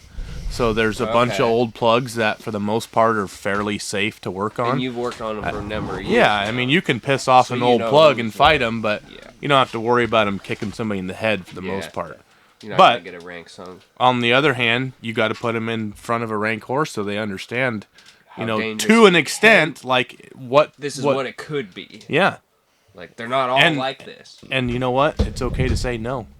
I mean, in today's world, when we have vets that can come out and sedate horses, there's not really any reason to put yourself in a terribly harm's dangerous position. And But do you that- catch students like? Are you scared of telling them that too soon? Because then they end up like one just shags them a little bit, and they're like, well, nope, drug them. And it's like, all right, well, you have to deal with a little bit No, of they got to understand. Wag and wiggle skills, here. right? Like, Yeah, they got to understand a horse that, is looking at you, pinning their ears, wanting to kick your face in, versus one that you've pissed off because it's been uncomfortable for the last hour. Yeah. And now it's wanting to jerk you around. Like, yeah, for sure. Or it's 20 plus years old and Physically, it just hurts. Yeah, exactly. Yeah. Yeah. It took me a long time as a horseshoer, and actually my brother, I owe him the credit. Like, I would go and do my apprenticeship with him, and I would fight a horse until I was wore out. And he'd come walk over, put the horse in a more comfortable position, not fight it at all, and walk on. And sneak right by him. Finally, Dummy realized brute strength. You do seem like the guy to me, Butch, that would just fight it for a whole Oh, I would hour. beat my head against that horse. Yeah. Because Butch will, like when like when we're I don't making mean something any in the shop. offense by that. No, that's good. You're right. You But nailed it. there's some people when like I've done like enough clinics now that there's some people they come out and they'll hit it twice and they'll be like, I don't know where I'm going. Yeah, like, you didn't even try. Yeah, and it's like, but then you got people like you, Butch, they'll come out and they've gone 5 heats in a row. They're like, I don't know where I'm going, but I'm gonna keep hitting this motherfucker. It's gonna get my direction that's sooner try. or later. Yeah, That's it's try, great. you Like it's know? way better to have that Yeah, than but the other. but sometimes that fails you too if you're not able to stop Especially and with listen. some horses. Yeah. Yeah. Yeah, and I thank him because there's not very many horses I fight to get by anymore. Like I understand how to get around them, and that you can't teach that. No. Like you can Jeez, explain no it, but extent. you can't. You can't teach feel. You can't teach when you need to get after one, and you can't teach. I mean, you can to an extent, right? If you're holding the horse in a position that there is no possible way you could keep it more comfortable and it still being a prick, well, they're getting a kick to the guts. Yeah. Yeah. But when you're yanking one out or reefing on them and they're sore and they're hurting, and then you get after them, it's like you're just being a dumbass. And it's hard too. It's like I almost feel like a dummy when the client asks you, where they're like, "Well, you can get after him." And you're like, "That ain't gonna do no good." Yeah. Yeah. And they're like, "Well, it might." And it's like, there's some that it will do good on. Yeah. Right. But you it's like- need to do it as a client. Yeah, not but me. but it's hard. But not even just that. That it's like when they're like, "Well, how do you know which ones you can get after and which ones you can't?" It's like I can't really put it into words to you. Yeah. But it's like I can see it. Mm-hmm. I can see it when I walk up to it. But it's like I think me and you are a little bit like at that point of like we're okay with just like, well, I'm just gonna fight you for a while. It's gonna be alright. Like when I first started, and then like Sometimes you got to. when I've been riding horses my whole life, and it's like, man, if one didn't back up, we were gonna have the argument for an hour, and I wasn't gonna let go of the reins. And then now, like probably if I'm gonna try to go back up, like we're gonna go a little different way about it. Yeah. Yeah. I would learn to like. I don't want to start that argument, Yeah, I remember an old guy teaching me. He's like, it's okay to cheat by, Do you and think- you might cheat by long enough It's just that a it matter gets of like maturity, right? maturity and coming to the realization. It's like, but you say like brute strength isn't always the answer with No. these. It's like because like horses meet you with what you bring to them most of the time. Like they're pretty good about that. Like Yeah. you come at them with Aggression. hardcore, Yeah. they come at you with hardcore. It's finesse, right? So we Bingo. have girls and guys, and oftentimes when girls come through the school, they fight horses less because they figure out a way that is keeping that horse comfortable because probably most of them don't have the capability of sitting there fighting one. Yeah. And that's the easiest path. You They know, have like the comforting side to them, right? Women. yeah. Yeah, dude, it's women Some. in like horse training. And horse training, like girls train horses better than guys. You usually because like they're bigger rewarders. They're bigger Yeah. on like the generous side. They're more of like they'll just gently kind of keep trying to bump them along this direction. Where like, man, I remember like horses when I was a kid. It was like you don't want to go this way. We're gonna make it Yeah, happen. it's my way or the highway. Yeah, Yeah. like you're gonna get one ass. There's and a- the next is There's a hickory stick in your a fucking... command is coming around. Their feature. Well, man, like, and it's like I remember even like when we were tying horses around and stuff as kids, and it's just like it was a brute strength, and I wonder if like, do you notice that the same with girls and guys in the foraging part in the school? We're like, even forging, there is a part of forging where like, you're trying to brute strength this, and that's not the answer. We're like, but there's sometimes in forging where it's like, bumping, for instance. Yeah, half by 1 You just 1/4. need to hit this. You gotta It's get gonna suck, and you need to hit it. Jesse Wilson reminded me I have a shoulder when I go to bump metal. It's funny how much it transforms all the time of even like But 3/8 3/4, you can't just get after it. Yeah. It's finesse. Especially right at the beginning. completely. In the But it's beginning. like draft shoes. Inch and a Even just quarter this by past half. year, it's like I'm gonna try to break my hammer handle. Yeah. I was. If that hammer handle's not flexing on the impact, I am not hitting it hard enough. Yeah, it's like it needs to like. Like today, you asked me, you're like, "What are you doing with that 1 1/4 hammer Yeah, that trying tiny to little bump my sucker?" I was roadster?" like, "God It's damn." like, well, I can bump an inch in it, but I have to try to break my handle. Yeah. Like I can't let the hammer. You're doing the Stan Mullen. Yeah, no, I wish Sam would have got 2.5. Whole different world. Stan would have turned it into a cube. Yeah, but Stan is. I made the hammer Stan's fucking swinging. It is a 2 3/4. Yeah. It's a whole different world. Like it is a I thought different that was beast. so funny when I was listening to that. I was like, He flexes that, baby. Dude, it's like it's when I like was talking to him. He's like, well, you know, when you're swinging down and you feel it start flexing, you know, over your shoulder. I'm like, no, not really. I don't know how you're like, man, I'm not swinging a golf club. I here. like to think that I'm not real weak, but I'm not that. It's not a carbon shaft in that thing. Like, No, like man, that's impressive. Yeah. That is impressive, sir. It's unreal. oh man. Damn. But it is like time and place with the forging of when to be brute and when to be finesse. And you notice that of like girls do what better and I'm not trying to make this sexist whatsoever, promise, but it is like girls finesse better than guys. Like guys do that dumb caveman-y deal. Yeah. I think Yeah. that's And pretty I don't common. think that works out with forging probably either as well. Do you think? Yeah. I mean, we've had students that are rapid fire. Just you go look at their shoe, and next thing you know, there's hammer marks, and it's just beat to tar. And the girl might have taken an hour long to get there, but you go and look at her shoe, it's like, wow, that actually looks Tidy. nice. Because I think they think about it rather than just beat on it. And so for sure, like that. Guilty. Yeah. I mean, me too. like a rattlesnake on PCP. Dude, I am so guilty about that. I said like we were making those roadsters. I was like, the wedge I can get after and just not think. The caulking, that first heat, I need to slow down. Think about it. I Get it gotta set. think about it, Yeah. and I have to like almost come to a Well, crawl. there's a time to be fast. There's a time to be slow. There, Just like it is, sex. but that's super hard to figure out. Oh, I know. Yeah. Yeah. It's super hard to figure out. It's like, so Butch, did you go to school at your brother's school? Yeah. Yep. You did. So I went to school there. It was good. My brother actually was a very good person in my life at that time. Cool. And still is. That's but, awesome. Like How much older is he than? He's 10 years older than me. Oh wow. Whoa, I didn't know Yeah. that was older. Yeah.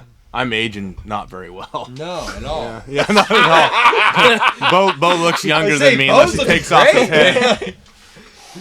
But it was good. Like I've never really struggled in I life. don't know why he's not running to school. Yeah, true. Good. Gray So, real hairs are estate. popping out. But he does have 3 boys he's raising. You know, they're all teenagers now. God damn.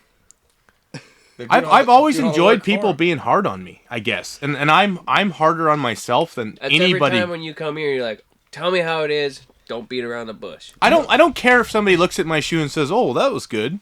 Like, no, pick out the parts that were bad. That makes sense about you. Yeah. Like, I don't. Sometimes I think I'm like, I don't need to be that harsh, Bush. But as a teacher, sometimes that passes on to my students, where it's like, I try to reward often because I understand the struggle have they're to, going though. through, but at the same time, it's like X, Y, and Z were still wrong.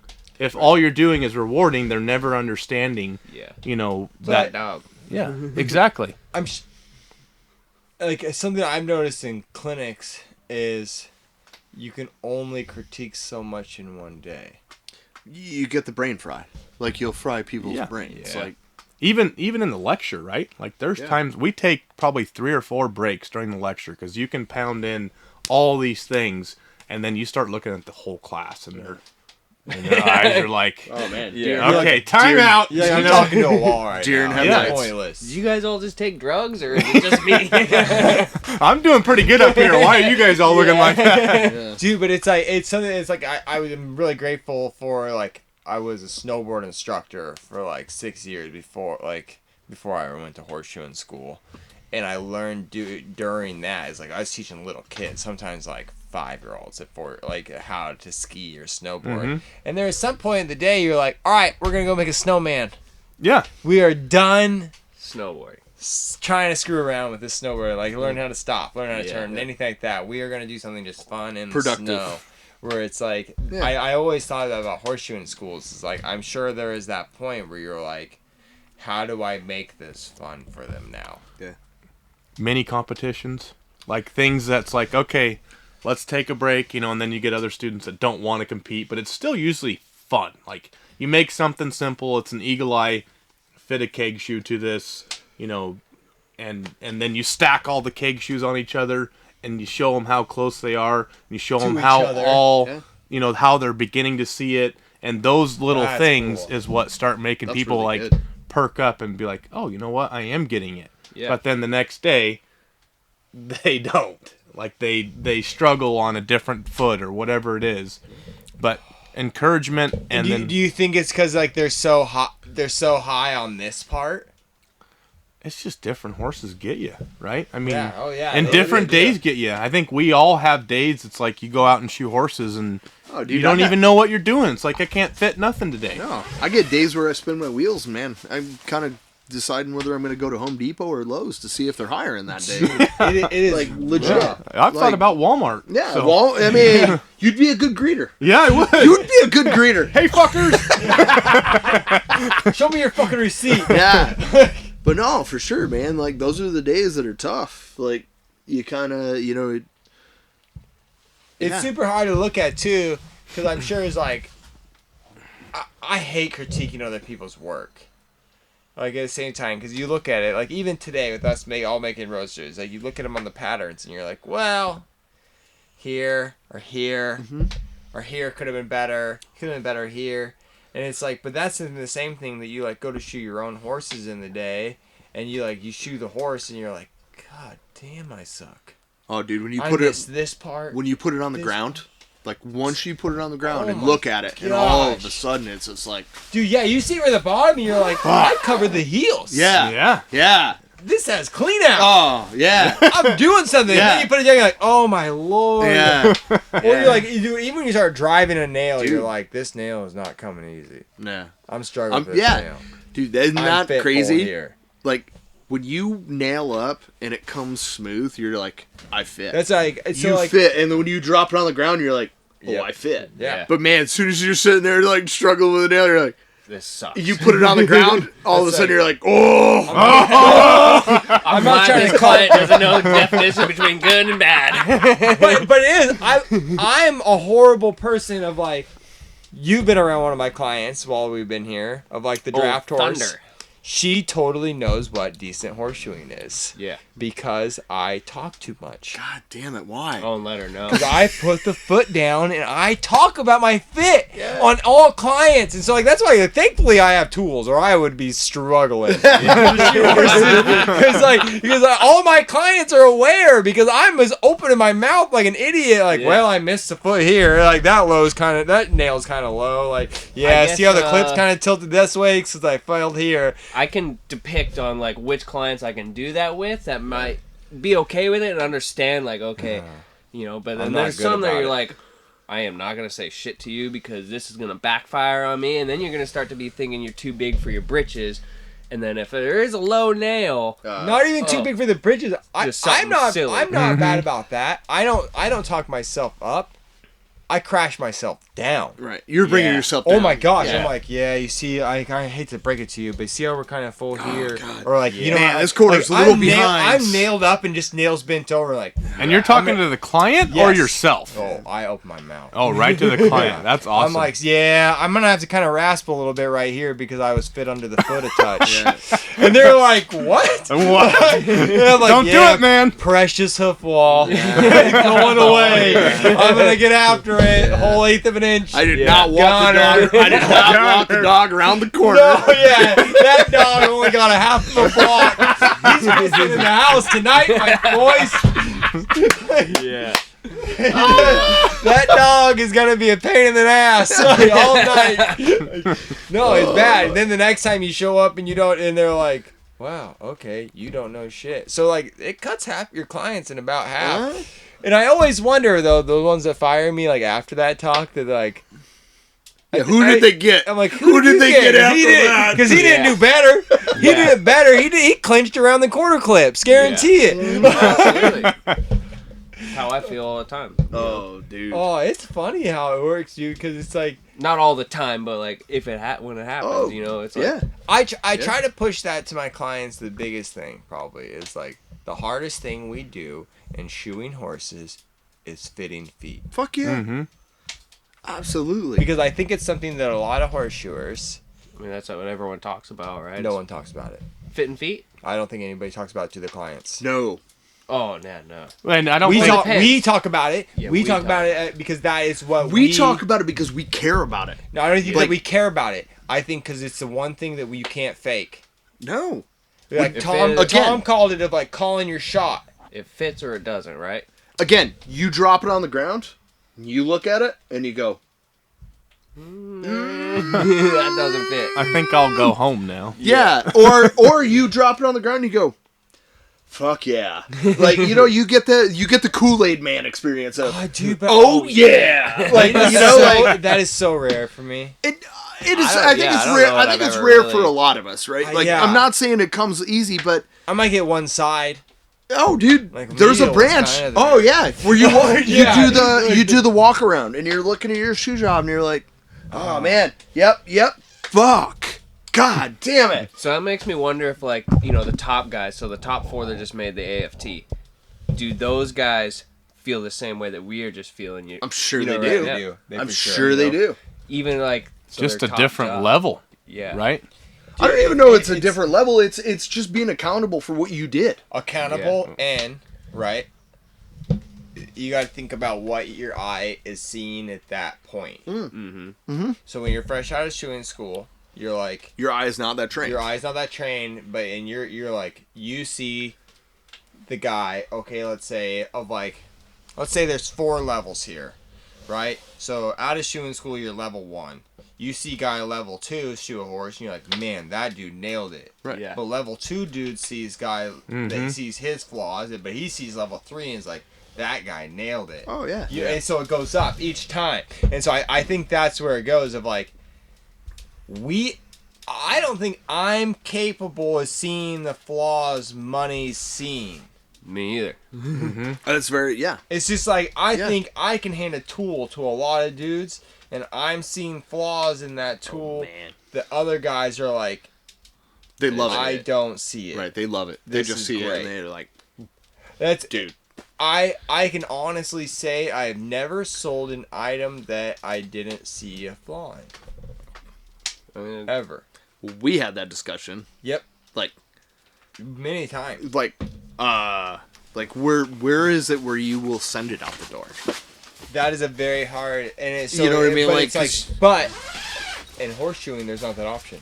No. You just shod the lady's horse. It's Right. done. It's done. yeah. It's on the What are ground, you man. gonna tell her? It's on the ground. What are you gonna tell her? This Right. is free? Hey, Fuck I'll that. do- It's so expensive. You I'll gotta do get your money. better next time. No, it's right? like you're like, fuck. golly. Yeah, you can't do that. No. So the horseshoeing is kind of like, There's also guys out there that think, like, this is the greatest thing, but it's not. yeah. dude, they think they nailed it every time. Yeah. Right. And those are the big fish in small ponds. Right? You're right. But You know, but- they're choosing the pond. They're choosing the pond. They're like, Oh, I the get it. mouth of the big pond's right there. Yeah. I'm gonna skirt. Yeah. So sometimes do you think some of those guys say that they don't know anything about continuing education, and like that's just the world that they're in? Or do you think every horseshoer knows that there is a way to continue your education and get better? I think today's age, there's no excuse. I think there's think so? absolutely a way to continue your education, but I think that it's easy for them to poo-poo And think of like a reason why. Oh, well, I'm not these doing it. these competitors Yeah, do like, it this way, you know. Yeah. And well, that's just the way they do it, but that's not actually good horseshoeing. Yeah. And you're like, Monty just said it last week. He's like, if I'm gonna be good at shoeing wet feet, I'm gonna do the best thing I can to do to shoot wet feet. yeah. If I'm gonna be shooting, you guys haven't heard it yet, but No. we did. Sorry. Well, you were there. But he's gonna try his best to do in all acclimates, all Absolutely. climates, But it's And fitting. It's leave fitting no feet, doubt. right? Like it's. Did we get out and around? Yeah. Do I miss quarters? Every once in a while, it happens, man. But that's a stupid ass excuse, man. I rode with some guys like that. That they're so sold in their bullshit that they've come up with, and it's like the Yes. horse is so adaptable. It's like, okay, as long as you don't bleed the son of a bitch, Yeah. Yeah. you're okay there, Right. right? And it's like, so there's like these like extremes. Okay, don't bleed them. You can't knife them down so short that you bleed them, and you can't nail them into blood. Right. But like, okay, let's say quarters. Somewhat up for opinion.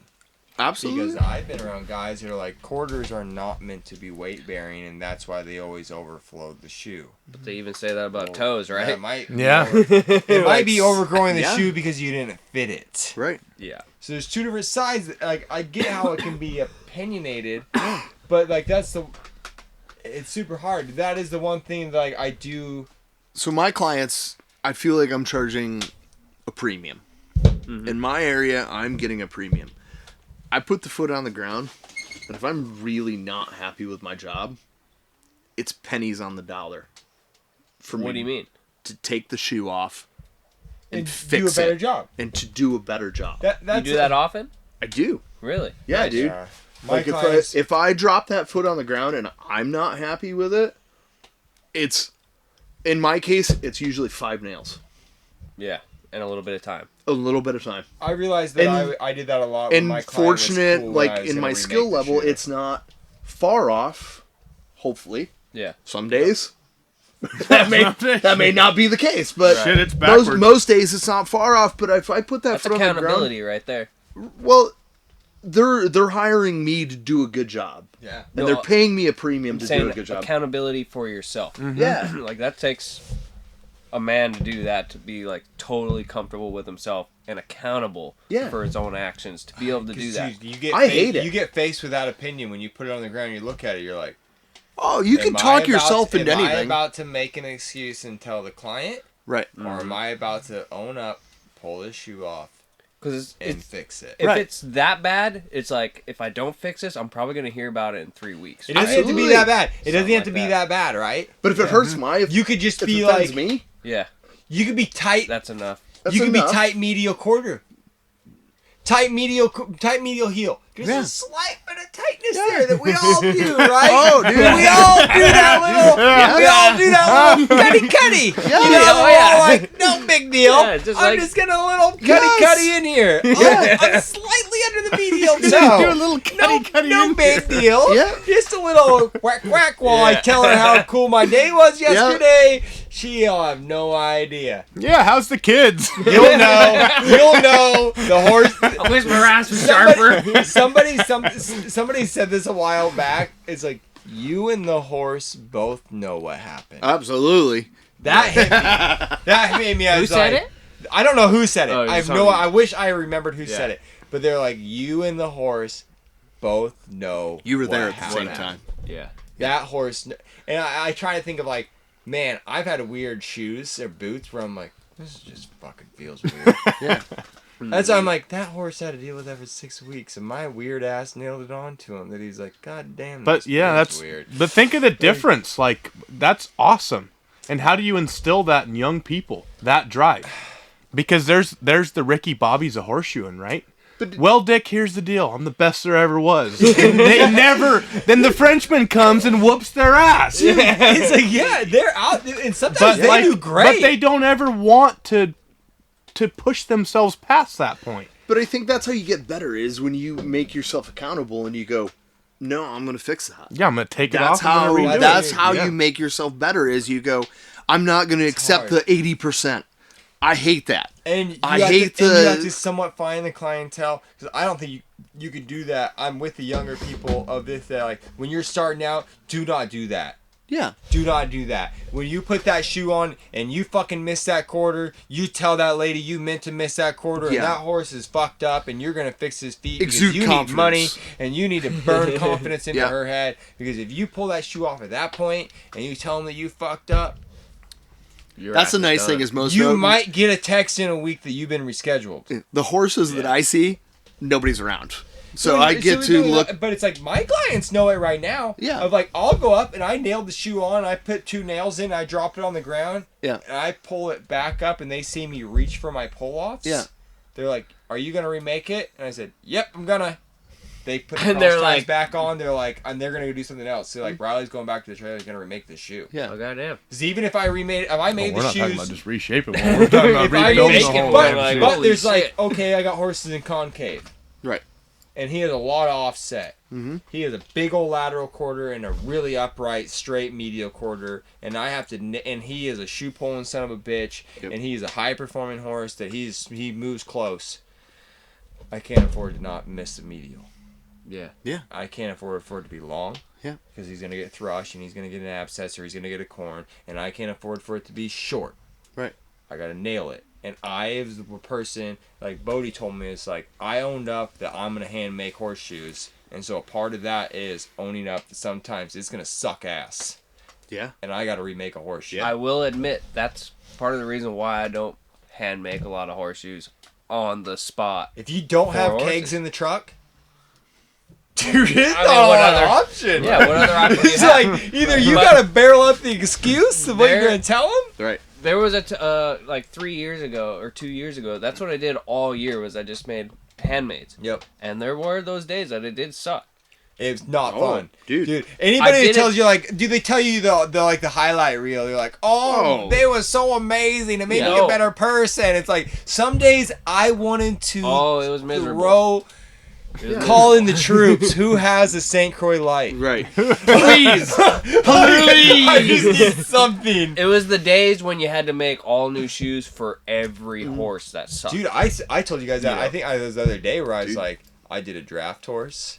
Yeah, Thankfully, you he was did, the yeah. only reset of the day, and I did 3 others in new shoes, and it Yeah. blew. That was the part about making shoes, all handmade shoes. That's the part I hated about it. It was like, Sucks. and it always seemed to happen like summertime, But because they were riding them and it was hot. dude, how much did that teach you though those days? Lessons that you remembered? So how much did it teach you when you thought you screwed your measurement? And you're just like, That's what I did. Like in your so, measurements. and you're just like, okay, I wasn't can either abort or I can double down on what I'm doing, like, because you know you're close, like we're like, you're in the ballpark, right? Like, Yeah, okay, do I got to run this to 5/16? Do you know what I mean? Like, a lot of it was concave, to be honest. okay, So concave. That's where I'm like concave. There's not a lot of. No. not a lot of wiggle room. There's more than you think beforehand. A lot of the times it was either I was coming just like a little bit long, yeah, so I was just Oh. taking the barrel door. That's lucky. right, Yeah. Ooh. Yeah. I'm the other direction. Me Like, too. I I'm a usually short don't cut guy. short very often. right, That's where I am. yep. I'm usually. So that's our circumference deal, dude. Gotta stop using the soft, stop using the soft tape. Oh, dude, You circumference, motherfuckers. Dude, I'll be short. Yeah. usually it'd be. I didn't know I'd be you a know gotta that little put was the a stick soft to tape it. thing, but I Yeah. usually Oh, am short and I'm a you- soft taper. on the soft tape. Yeah. you learn how much there is in concave when you're short. You're like I can get it out of heat it. per branch with the flat fuller. Yeah, Yeah. I'm gonna get this. There baby were down. times where I did run it up, for sure, and it was actually on the bigger feet. That's where where I like would I come think of short. yeah, like now. yeah. I The can- measurement gets a I little can take- screwy. Yeah. front concave. I'm not as great with, but it's like a hind concave 3/8, 7/8 or so. I can forge some definition into that thing. Oh yeah. Yeah, Like I can get a safe toe with like Chris corner that's and a stuff. really nice section. But it's like you, God, that's you a good gotta section. you Yeah. gotta like all of a sudden you learn like I'm gonna hit it. Yeah. Yeah. I'm gonna hit it. I'm gonna get after this bad dog. The 7/16 section you can fucking hit. There's a section in the back half of that thing. There is. Where it doesn't just fold. No. But Because it's getting closer to square. But when you know there's no other shoe in the rig, Yeah. you're like, Hopefully it works. today's the day, boys. Yeah. Because like when you gotta tell that client, I'm gonna be a bit. Yeah. Well, yeah. I got like even if you're fast. Yeah. 20 minutes. 20 minutes adds up. 20 set. minutes. It does. 20 minutes for us, quick. But man, 20 minutes for them, A long time. long time. They remember that. Yeah, dude. But they also remember how good it. Oh, so like in the beginning, that's where I want to come back to it. Like if you're starting, do not take that 20 minutes because it's gonna be just as shitty at the end as the first time. Sell it, make it thin. Go home and remake the shoes when the client's not there, fucking Right. watching Have you. them So ready. nervous, like Yes. like when you're like it could be 5/16. I don't care if it's quarter. Thin the shit out of that Right. thing. Get it on the horse. Get and it on the get foot. out of there. Get out. Like go home. So you're already taking the amount of time as it is. But- yeah. When you're to the point where you're like, if I can take this 20 minutes, it's gonna impress them.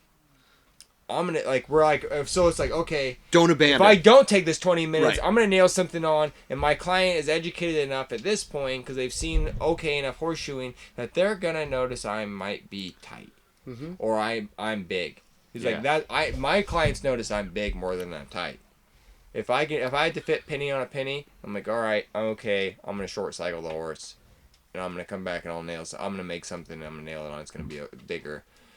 But if my client can't drag a hoof pick from apex to the out, Yeah. they fucking notice every time. They say something. Like, Do you think they say something because you brought it up? no, because I gave them horseshoeing that was They've clear seen it. enough. Yeah, been they've cle- seen it time and time If and you time. want your That's what I'm horses, saying. if you want your clients to not pick You your horse's educate them feet, to that point. hang steel. If what? If you want your clients to not pick their horse's feet, Oh yeah. hang steel towards the It's front. the worst thing for it, yeah. If you give them clean out, where they can just go, But like a they matter are of so like they are so for cleaning feet. because they can do it. Because it's easy. Yep, it's easy. Yeah, it's easy. That's like one of the most common things I'll get going to a client that I like going for the second time back to them. They're like, it was so easy to clean the shoes. I've had a few say that, but like a lot of people that I work for, it's like they don't give two. Like they're not doing it often enough. Yeah, they're not even cleaning the feet. And those are the ones I'm like, you need to be picking these things out. And they're like, well, I do it like 2-3 times a But week, maybe. I bet Yeah, I love when And- you come and you just So it's you're like- picking felt out of the feet and you're like, And then you're like, oh, so it's like, cool. We're picking feet out here. Yeah. Like I just took half of your fucking arena footing out. My favorite, Yeah. my favorite's a big rock that the bar has grown around. Yes. yeah. Where you're like, you yeah. can't tell me this did not happen last night. They're wondering like, This he's is been not- off for a few Yeah. days. But I think if you can give that client, if you can take the time to remake the shoe or pull it off and reshape it, and they Yeah. see, they're like, well, you just took that from a 6 to an 8 or a 6 to a 9. They're Yeah. like, they see that difference. They're like, okay, that was impressive. Yeah. I'm willing to stand for the extra 20 minutes every 6 weeks if it's or like And every typically other it's time. not even 20 minutes, man. It's a even if you got to throw in the forge, it's That's the one I catch 5 myself minutes, the you know, most like- often. Is I'll go back and I'll go to nail on and I'm like, I didn't burn deep enough. yeah. I didn't come back enough. Yep. And it's usually, I call myself out about it. It's usually because I didn't top dress enough. Or I didn't top dress at all, right? It's a horse where I'm like, I can burn through this and I can top dress after I'm nailed up. Right. That's something that really surprises me is like how Craig is so good at that. It's hard. Yeah. I've tried You have to doing burn it, and really it's- far. I know, it's Or you have to That's just what's crazy. go ahead and take your half rounds and Notch take it. a bite. Yeah. it's crazy to me. Like I've tried doing it and it's like I do it a good amount. I think it's like I don't want to say it for sure because I haven't shot enough in Craig's environment. I've only spent little stints like a day or two there in the desert basically. Yeah, in New Mexico shooting on hoods, but they have tighter quarters there. Jumping And fences so that you go don't trim have horses. to be dressing around the quarters as much as we do. Yeah. So like we have to dress the quarters a lot. It seems like, or not a lot, but it's like you gotta touch. You just gotta blend around. Because they're gonna fold out. You They fold out. get feet You that are gotta blend collapsing around. down. You just gotta come around. Yeah. That widest point back is really hard after the shoes on. Yeah. And so like if Rafts don't fit in there. that is easy for me, easier. Like I'll just do that quarter and back. Like Top just dressing? in front of the widest point. Yep. I wouldn't even top dress. So it's with my Yeah. rasp. Like and fold like just in front of the fold and back. And then if I burn on, it's easier to top dress after the shoes on. Oh, 'cause I've absolutely. already taken care of the quarter. Yep. Yeah. I don't have to try to get in there with my Right. rasp. Yeah. It's super hard. But it is hard thing of like it's hard to experiment like that when it's like at this point. I have clients that expect a certain finish. Yeah. A every certain time. way for their horse's feet to look when they hit the ground. Guess the only way for you to figure that out would be to move to a dry climate. Yeah. But Exactly. why would you do that? You know? Yeah, let's get the Because- hell out of here. Because we were all just talking about like, it this was really today, funny. but- Of like all this, Yeah. so it's like we all live. Like I'm pretty like I don't get It's very. In a shitty. state that we don't agree with the political situation. Yeah, and it's Either, just like, like it's politics just starting or to just lean the- more and more that way, and so it's like Yeah. I'm a pretty firm believer. It's like I fucking hate hearing about people that move to Texas and then try to make Texas what they've moved away from, and so it's like, well, But that's what's we're gonna happening live in here. a free country, and so if you're in a place where you don't agree with what's going on there, move to a place where you agree with what's going on Yeah. there. Yeah. And it's like we have those places in America. Thankfully. You know, when I was growing up, the one thing I remember hearing is like, you don't talk politics at the dinner table, and you don't talk about money at the dinner table. Yeah. Like, when did that ever become like a thing like that went away? You know, like, is it because of social media or I think social media probably a lot of it. big time? Yeah. And I wish it came back to that, because like, why we shouldn't be sitting here like talking about politics to each other and like how shitty it's But when gotten it to be. comes down to it, like, okay, but like this is a podcast a little bit about our business.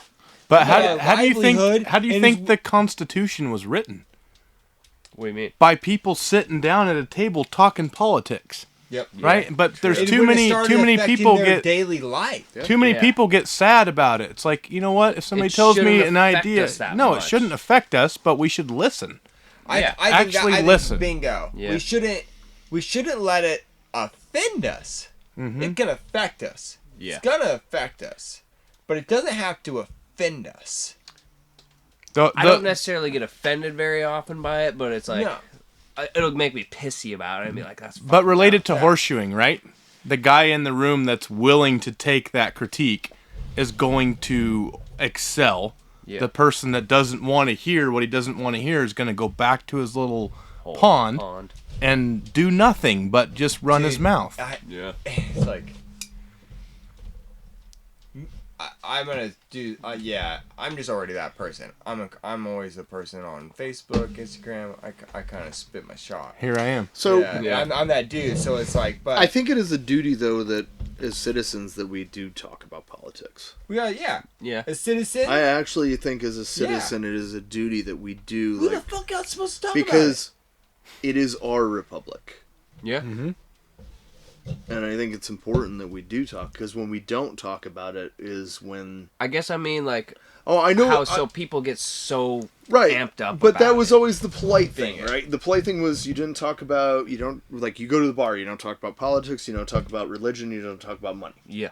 right? Like, that's... Religion was the third one I messed out. But No, yeah. no, but that was true. Like, I'd heard that all my life, but at the same point, like, we're in a republic where we're losing our freedom. I think if we don't talk about it, Yeah. that's and a being bad able thing. to like conversate Not about to it. Yeah. Not to like derail what we're talking about here, but I it comes truly full I circle. truly believe that we need to, like, this is something that needs to be talked about. With Because- respect, right? Yes. That's what's gotten lost in social media yes, is people absolutely. don't have respect because they don't Absolutely, get punched but in the mouth anymore. We gotta Like, we, have no consequences. Right. essentially. if we you want just- to Whether it be protect our punch in the mouth republic. or just Yeah. It's the same thing in horseshoeing, man.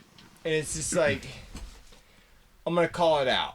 Of like, you go to the WCB or something like that. You better not show up and expect. Like, I'm gonna throw this word out there.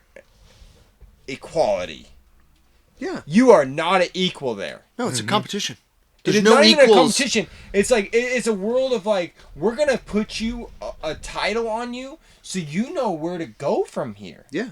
If you go to any like therapy or something like that, it's like man, they gotta give you a level. What are you So saying? we This know is the to go- WCB? Yeah. So it's like like you go to the WCB, equality does not exist. No. Yes or no? They don't say yes and no, not. It's like they're gonna be like, well, Gavin, how hard was it for you to come here? We're gonna put that towards a handicap towards your score. We're a family. What do you have? What do The you have WCB going? is a family. What do you got going on in life, It's Gavin? not- Like we got to put that towards your score. We got to have some excuses in there. Right. Yeah. Like, there's no I see what you're excuses. No saying. one cares. Yeah. Now, It's they're a- there to help you. Oh, absolutely. Everybody's there Yeah. to help you. Yeah, it's equal in that part. That's And what I it- didn't want to get misconstrued. Yeah. yeah, no. That's where I was like, I'm with easy. you. Like, Yeah. the equality's there of help. Yes. Everybody, if you are willing to accept help or work for the help, it's there for everybody, whether how much you have. Like, I'm not saying equality in that way. I don't care what race, sex, skill level you are. Yeah. The help is there, and that is the best thing about WCB. There's It- not a participation trophy. no, but there's not a participation, and like they do not care. But okay, you go to a place. I hate to say it. You go to a place like Summit. There's never even going to be the leveling. No. They're never going to categorize you and say. But like it's just like equality exists there. It's like you're a horseshoe or cool. We're all as good as each other. Yeah. Summit, We're all Summit gonna each other is, here. oh, hey, let me sell you a gimmick to try to be a better horseshoer. And like I not even just like I hate to like call out Summit, but there's just that crowd in horseshoe. I am. Yeah, it's, I am. I'm there. Summit's not my crowd. I know, right? but I'm not afraid. Like yeah. I'm just a guest, so I'm Yeah. gonna say Summit is just there to perpetuate shitty horseshoeing. And it's there to make them feel good about themselves of doing this thing, and I do get it. Is that we have too many horses. We let them match and Kurt. We have too many horses. Fired up. Let it burn, Kurt. We got too many horses in America to be shot by good guys. That's the reality. For sure. Yeah. Absolutely. So many horses. I get it when a vet prescribes a natural balance. Yeah. I get it 100% because that is a skill that anybody can have. Hey, but how about a publication that goes out to every farrier? How about they perpetuate that we do good basics instead of shortcuts to this Because and that's not that popular. and that? That's not popular. I know, that was but- tried. Is it not popular or not possible? It's not popular. Right. It is possible. It's possible. There is magazines out there Yeah. that were selling skill. Yeah. They are the least popular thing out there. Right. I would guarantee of like, okay, you go to say Summit's not even free to its own members. It's full. WCB Winter Clinic is free to its own members. Maybe 100. Like it's a good amount of people. Yeah. But it's not near as many people that are Summit because it expects something out of you, and there's a possibility you have to show where you're at. Well, and that's the beauty of the Winter Clinic. Is Amazing part. it is oh, I have the opportunity instead of carrying around my little satchel that the Lessoners gave me and going from booth to booth and going, oh, that looks like some. everybody gets Can I scared at sniff that your point. glue? Can I sniff? Oh, that glue There's smells no hands super good. Oh my god, I no love the hands smell on. of that glue. And we can take it away. We can even take it away from Summit to W. Like, I hate to like post them up to each other, but it's like. Oh, I'm bringing you out we on can the take- ledge. We can take Let's them do down it. to local. Yeah. If you put on a clinic where you're expecting nothing out of anybody that's there, hands on, you can expect a good turnout. Yeah. And Yeah. there's going to be 40 guys there drinking coffee, eating donuts, talking about how much money they made, how good their mileage is. Ooh, you're And- going to be on a round table? Can I Yep. put you on a round table? They I'm going to love put you on a round bullshit. table and They you love can talk bullshitting, and they about never have to put it your up horse shit. against the line. But then you go, okay, we're going to host a clinic. where everybody's gonna be hands on. Oh, you got to get behind an anvil? Oh, fuck No that. one's gonna No, be- Fuck that. I can't do that. I didn't bring my tools. My Slashes. safety glasses got lost in customs. They all. God damn, I can't. Slashes, Oh, my flux. That's My it, that's flux it. is just not. It didn't show up. Goddamn TSA. It's got humidity in it. Yeah. I've had it happen. Yeah. Oh man. God But that damn. is what goes down. Kurt's hit a nerve. Oh Yeah. dude, I It's there. fucking hate Summit. It's there. But I hate the fact of like I think that what the wall that happens is they don't see past the evaluation. So as All the farrier's they're, journal so sees it's is hard to money see and past revenue from fucking a little bit. advertisers. That bothers me. I Dude, am a very- it's just I am a it's bother straight for- advertisers like Glue You, and not to call out Glue You, whatever. Glue I don't You even is a know who good owns product. it. I don't know who owns it either, but I'm just saying it's all it is that journal is nothing but advertisement to Yes, make I'm you with a mediocre horseshoer. When They're trying that to sell you something. they're And also it's all not they skill. are. Yeah. If they Not have skill. one article per issue that is worthwhile, it's amazing. It's rare and Right. like okay. And I hate to call it This may not be Riley's or Gavin's opinion. This is my opinion. My opinion is that that journal in the Summit is nothing but a gimmick selling piece of shit. I'm with you. Piece of shit. If there is a good article in it, it probably came from somebody that from our crowd. Oh, it absolutely did. I hate to It say it. absolutely I hate did. to say it, It's but- trying to It's like- like mend the bridge. I'm not. I'm trying to Yeah. burn that bridge. I'm not. That bridge is gone for old Kurt. But I'm with you. It's like I just wish people would see past that. Of like, if you come to the WCB Winter Clinic and like the Oh. thing. God damn. Whoa, It's one of those frogs. One of those specific. That's what we Pacific think about Northwest Summit. frogs over here. Damn it, Meg. If you come to the WCB clinic and you're afraid to go to something like that, and not even WCB, but it's like you're afraid to go somewhere hands-on because you're afraid of the in-person evaluation that might happen, and then you're afraid that that's where you're going to get stuck, and that's the label that's going to get put on you. It's and not. It's not. That's just a label that you're going to start at. Yeah.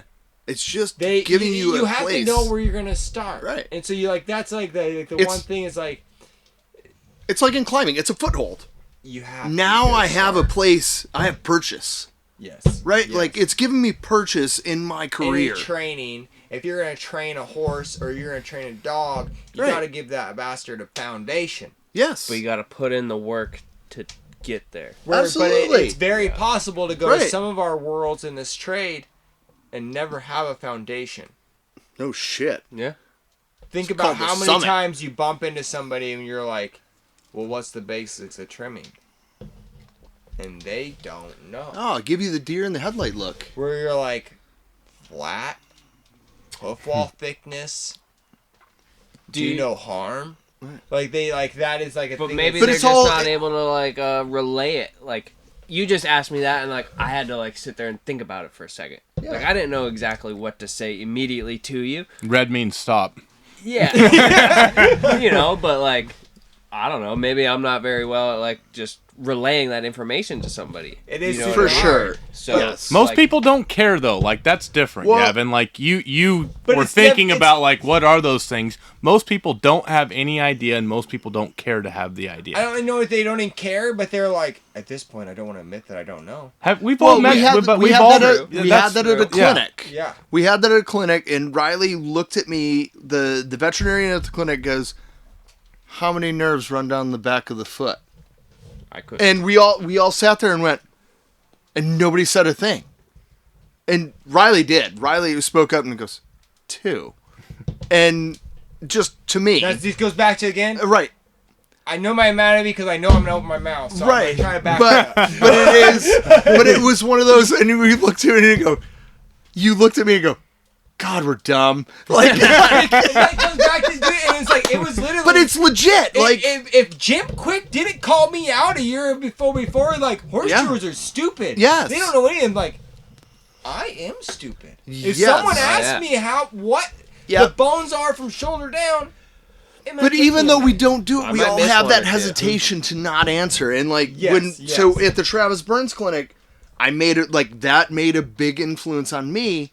Like, I'm gonna open Like my he mouth. asked a question, I opened my mouth. Right I around. answered. Yeah. You know, like when he was asking about white line disease, I'm like, okay, I do know these answers.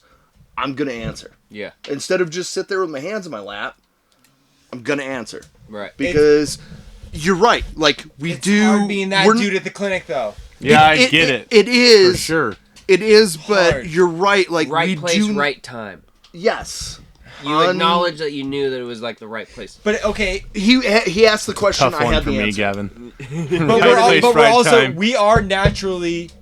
By the way, we are sheep of people. We are crowd followers. Oh, when for the whole sure. rest of the crowd at the clinic's not opening their mouth, and you do the quick look around, and Right. everybody's looking at their hands. Yeah. You're like, well, I'm not. Even if you I'm know gonna the look at my answer, hands. I'm gonna look at my You hands. know the answer. And then the you're like, worst thing is I'm like not when gonna the say anything. person asking the question looks you straight in the eye Yeah. and they're like, "You should know this And that's answer." one I'm thing, like, okay, I don't know open this now, answer. And if you even if you did, that was gone. Especially- like Cower down. You You looking at me? You've Don't seen look at it. me. Yeah. Look that way. You get to a clinic with a vet per se. The Yeah. vet's the clinician.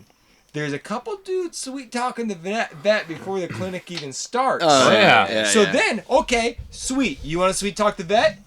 You better have his answer when the clinic starts because he's gonna look at you. Yes. Yeah. If you told him how much vet work you do Yeah. before the clinic, and he comes in, and he asks how many nerves in the leg. He's like, "Well, sir, Yes. you do all the vet work. How many are there?" And Yeah. you're like, Huh?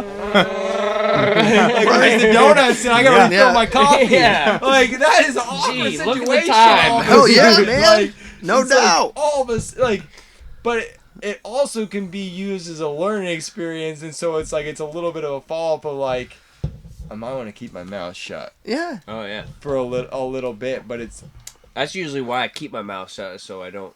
keep your Yeah. mouth. But what if you know? Right. And you know, and you are all of a sudden now like what Kurt's saying of like if you're interacting with the clinician, you might be encouraging other people now to interact with the clinician. But it's also going to make the clinicians' time easier Oh my God, instead so of much trying easier. to fish. Oh. Yeah. Like that. Like he's sitting there trying to fish answers out, and they're like, "Okay, cool, Yeah. cool." Now we've moved on. Like we just saved 30 seconds of me trying to fish answers out of a group. Not even fish. He knows where the group is at right. now. Yeah. Where before Not necessarily where the group is at, but like he can more. but he can take that 30 seconds and elaborate on that answer. Yes. Right? Like so if nobody answered except for one person that was intrigued, now he can go, "Okay, cool. So what he just said is this, this, and this." Yep. Instead of sitting there going, "Anybody? Crickets? Yeah. Anybody?" Dude, Yeah. it's so hard. That's the hard thing. Like so, the Travis Burn Clinic, for instance, Yeah. we're sitting there in a classroom for an hour and a half, Yeah. looking at slides. For sure. Like to me, that is the hardest way to learn. Yes. Like I am not great at learning like that, so I'm not gonna be able to comprehend very well. Right. But say we were outside doing a live demonstration, Right. and he was showing that, I would comprehend that way better. And So the- you're not gonna get that from me in the classroom setting. But you have Fair to take enough. that as a challenge, as the person being there, the clinician, be like, okay, I excel outside. yeah. I need to stop worrying about outside. It could be inside, I need but to just learn like- how to excel inside. Because that's where I'm lacking. But even outside, you can accelerate the clinic. Whether it either be inside, outside, it's just a matter of like, what is it, like kinetic learning and yeah, but it's You know like, what I mean? like, Like- remember money you're talking about, like, too, is like, of like, and a couple people are like, if you're hard find at what it you suck and be and better. push it. Yeah. Yeah. So you're like, okay, outside forging, I'm gonna be okay. This is I don't need to push too hard there. Or like once we're on the foot, and I'm Right. seeing this in real life. Yeah. But here on this slide, this is hard for me. Yeah. And so like that is something when I come to a clinic of like we went to that clinic and it was a vet pushing it the whole entire thing. Yeah. I knew that there was a forging part coming up. And I think you were there. in Couldn't the wait clinic, for it, too. could At you? Scott's or yeah. Yeah. The Wycliffe Scott, clinic. yeah. With, Oh. Yeah, it's Scott Oh, Davidson's yeah. clinic. No, was it Dave? Or no, it's Scott Davidson. Sorry. Your teacher. Man, I totally forgot who was the judge. Sean. It was Sean's Memorial It's Sean's. Clinic. It's Sean's And memorial. so, Oh, Not yeah, Chris Scott's. Wycliffe was yeah. like, Yes. it's like I tried really hard at that clinic. to show that I had a push towards the vet and the anatomy and the X-ray side, because I knew that's not where people would expect me to be savvy in. Yeah. So it's like I try like that is something I think like us as foraging guys and WCB guys, like we need to show up at these things and we need to show them that we know anatomy. But I think it's real similar to the questions that Craig asked to keep a clinic going and get when a clinician asks a question and somebody has the answer, like you answer it. It pushes the clinic on. But it keeps the clinic moving instead of that crickets, right? That happens for 30 seconds. And like I said, like now he can. With the podcast, if like there's a delay in the podcast, yeah, when you're doing over line, it's like it kills the flow. Yeah. But now the clinician can go. He can build upon that answer, where people may or may not have known, and now they go. And that could happen outside at the horse too, right? Like so they go, oh, why do I trim the frog this way? Or why am I going to clean the conifers out like this? Or why am I looking at, why am I running my hands around the hoof wall to feel instead of look? Yeah. Like why we understand that. Mm-hmm. But at the same point, like when you ask that question, go, well, because your hands are going to show you where, like your hands are going to immediately jump to things that are not, like your eyes might not have seen. Right. Right? We'll feel those lumps and bumps. Right. And as soon as you answer that, now the clinician can go, cool. So right, like what he said, we look down here and we see this, this, and this. Right? Like it just... And you can understand it. Have a way to You can understand it, but all of a sudden, all the people around you have a point of reference. Right. Right? They have that point of reference of, oh, cool, Gavin's like, what Gavin said is this, and... Oh, okay. But he's not sitting there, like, for the 30 seconds of waiting for somebody to answer before he divulges the answer. Well, then it's easy as a clinician, too. Right, Like, it keeps the things flowing. Right. Of, like, and I think it's important to... Yes. We stop talking. You get under the horse. We're not professional teachers. You get under the horse and you're like, everyone's tired of hearing me talk anyways. I'm just going to go ahead and start shoeing the horse. Yeah. And you start fucking going to work. And so it's not until somebody's like, hey, what are you doing with your hands there? Right. Why are you feeling around that quarter? Why did you just grope that whole entire toe? Right. But it's also like, it takes somebody like you or something like that to like know what he's doing, to ask him what he's doing, right? Because there's somebody right beside you. That's the genius they watched him do it, and like you could almost ask the person beside you that's a novice that you're like, well, do you know why he just ran his hands across that foot? And they'd be like, oh yeah. And they're gonna be the last person to ask the question. They will not because they don't want to admit it. Right. And even in like, but that's the beauty of people like Craig that will go, hey, why'd you do that? Just shoot it out. I'm sure. You had Mike Poe at your house. Yeah. I'm sure people thought, like, why the fuck did Riley come to this clinic? He just asked Poe, like, I like debated with Poe half the time. Yeah. But that's what I like, because that is what I'm searching for when I go to a clinic. When I'm doing a clinic, I want that person in the crowd to debate with the whole entire time. Right. Because that's what, like, keeps it...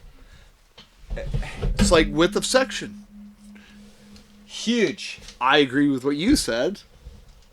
Yeah, versus... that was wild. Me and Poe got a whole entire argument on how to measure the width of something. Yeah, for the journeyman test. But how the AFA is currently measuring But width. we were like talking a little bit of like even like politics a little bit. It's like if you just don't bring it up and talk about it, no one knows what the hell's going on. Right, it just goes by. You gotta chat about things. Absolutely, a little bit. man. Like you watch somebody fit a foot some way, and you're like, you could either got two choices. You're like, well, I'll just like the horse is resilient. I can either pat him. I can either pat him on the back, or I can tell him, I can tell him, hey, dude, you missed that. What the fuck did you just do that for? Why? Like, why need you, let's fix that. Guess that's a definition between democracy and dictatorship, right?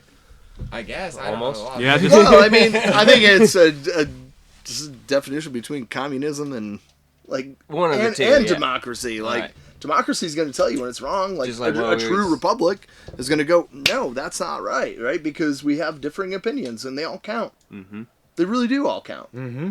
But communism is like, hey man, we fucking hit 80%. Oh, let's fucking do it. I think that's hard too with like the competition world. Is like the competition world is like evolving so quickly. Oh, all dude, the time. it's wild. It's just like it's push, wild. push, The thing that I push. wonder about, so we are where we are now, right? And it's like, how much better can it get?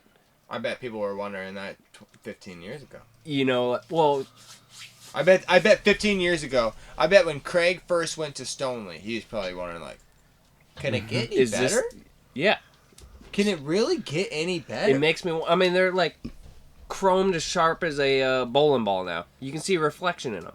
Yeah. So like, how much farther does it go? Like that's But something like I'm curious about. There's like, still flaws in it. Yeah. I It's suppose just, so. it's looking all of at a it. sudden it's shiny. Doesn't mean it's spot on. There's still Correct. little spots. Correct. It's But like, how many people hide, like you get a sandbox on there, and how many people, or I mean, you get not even a sandbox. How many people can rasp in things or rasp out imperfections in their shoe? Do you know what I mean? But Like, you know my favorite part about this shoe, seeing the do shoe you follow scores? what I'm saying? Like, I'm not the greatest at this, Kurt. So no, but like it's can't. you watch Bring me guys a boulder run, and we'll like you figure it guys run a rasp. We were talking to And- Wells, and Wells is saying that at that time when he first went to the WCB, the striker could still rasp your shoes. Yes, I was there. And he's It like, was- so we whoever- started he's we like, started so at the whoever same Dusty time. was striking He's done a for, lot better than me. Whoever Dusty was striking for I'm guilty too. was gonna win. Was gonna win because Yeah. Dusty was gonna strike. Was gonna rasp their shoes into submission. Absolutely. And so but I think we've hit a really cool turn in competition right now of like, I've seen scores firsthand of like, I know my foot never even got near to a leather chamois and I suck at finishing. Yeah. And my finish score Yeah. was still higher. My fit and finish was Than a still bowling ball. than the bowling ball. Yeah. That is still there. Yeah. We are still scoring the Yes. basics. That's the one thing that I like Absolutely. about when they say no sanding sponges on feet, is it just comes down to the basics at that point, right? Yeah. It does. You know. It- But there's also part of me is like, fuck, I wish we It just had the does. sand. It doesn't. It doesn't. It doesn't. Yeah. It just changes what way you're gonna. But we've all for had things. like we've all had shoes that, you know, you're building a shoe like not even on the foot, like in either the 2-man or in the individual go of the WCB, where like you can rasp it into something that's pretty fucking badass, or you can rasp it into a turd. I guess Right. it makes Do you know what I mean? Like, makes me wonder. So instead of turning in a shoe that is like totally like chrome polished black, what if somebody were to turn one in that was like totally polished, like it looked like aluminum before they stuck? So they Get it right. They never wrapped put it. it back. They never put it back in the never fire. put They it back just in the like fire. polished Like, it. Say it was like I think that is considered a part of finish. But what if that To was get like, the To me, black. if someone turned in two shoes and one was chromed up right out of the sandbox, never got put in the fire and blued, and it was Right. shiny, like you could see a If it- reflection in it almost. there's no way he could make it perfect enough. But like I don't know. It's Guarantee just it. something I think about. I It's Well, like, guarantee it. what if it's- somebody would have it turned is one in one of and it those, like, like- was like dialed in, like there was nothing other than the fact that it wasn't black. I would instantly think you didn't have time. Or the skill to re-blue. Yeah. You got scared. You It's the same thing. you ran If out. I- if you someone just ran if out someone of time. gave me if someone But was if like every if I other- walked up to a store and they're selling high custom-in rifles and this rifle was still at a polish and this rifle was fully blued in a stained stock, You want the blued sock. I'd be like, this guy finished it. Yeah. He pulled. That was a whole nother level of skill of coloring and finishing and rerunning chroming edges so when it went on the foot. But there is becoming a thing that people like that raw look to it too as well. do, and I hate With it. I don't know. There's part of me I love that. Do you? Yeah, it's like the People same with want like that in old my ass. tools. There's They're like can I old-ass get trucks. the non-ground? It's like That's the way I like it. You know what I mean? grody. Like to a degree. I don't like it like super, Unfinished. It's unfinished. But It's just like every element is there, but it has like a raw. I mean, it's still gonna perform, and it's still gonna have every element there that it is great. But there's just like one. It's just like the matter of like the finish. I get. I appreciate it in the fact of there is no hiding. It took the skill to get there. With the finish or With the raw, where you're like, okay, like a hammer finish shoe. Let's just say a hammer finish shoe. I then appreciate there is no shiny in like that. you never did nothing. Yeah. Every hammer lick counted. Absolutely. But I also appreciate how hard it is to sandbox and blue a shoe Yeah. to perfection with no slag marks. Oh, Yeah, it's in the hard. time Mhm. frame? That is really hard. In the time frame. That is really hard. I like time frame or not. I finish my hammers back past a polished. It's almost easier sometimes to say hammer, like say you're gonna post something, be like Yep. hammer finish. Yep. Like you didn't spend 10 hours sanding it, or maybe hit the grinder with it. Yeah. But you know, like you can at least say this is where it is. But like it's This is one what I thing was like able to Craig do. said this to me a long time ago. He's like I asked him, and it was a perfect moment because he didn't give me my licking in front of anybody either. So it was like, I was like, man, sorry. I was like, is that shoe hammer finished or did you rasp on it? And he's like, you can't rasp on it if it's not there. Absolutely, yeah. And I didn't get it when he said it to me. If I all was your like, elements are not there, right. then why rasp on it? Yeah. not even that. No, You can't add material with the rasp. Right, you're always removing. So there's no way you can Yeah. make a toe look bigger and sexier No. Right. with the rasp. right. You can only you take away from the thing. You can only take away with the rasp. That's just like same thing with the foot. You cannot rasp Can't structure put it back on. back into the foot. So it's like Craig posted a badass shoe the other day and somebody asked that. It's like, did you rasp on it or was this off the hammer?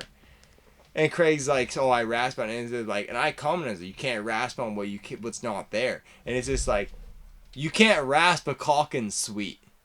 Right. No. It's a Yeah. sweet caulking off the hammer. it's And not. it's like, that's something I learned in my tool making is like, it has to be there to grind this into an even sweeter corner. Yes. Yeah. That corner has to somewhat be there before. That bit that I got from you, like to me, it blew me away that the shanks were hammer finished and hammer finished to the point was like to the blind eye, you would have no idea. And that how is a hard very- that is to do.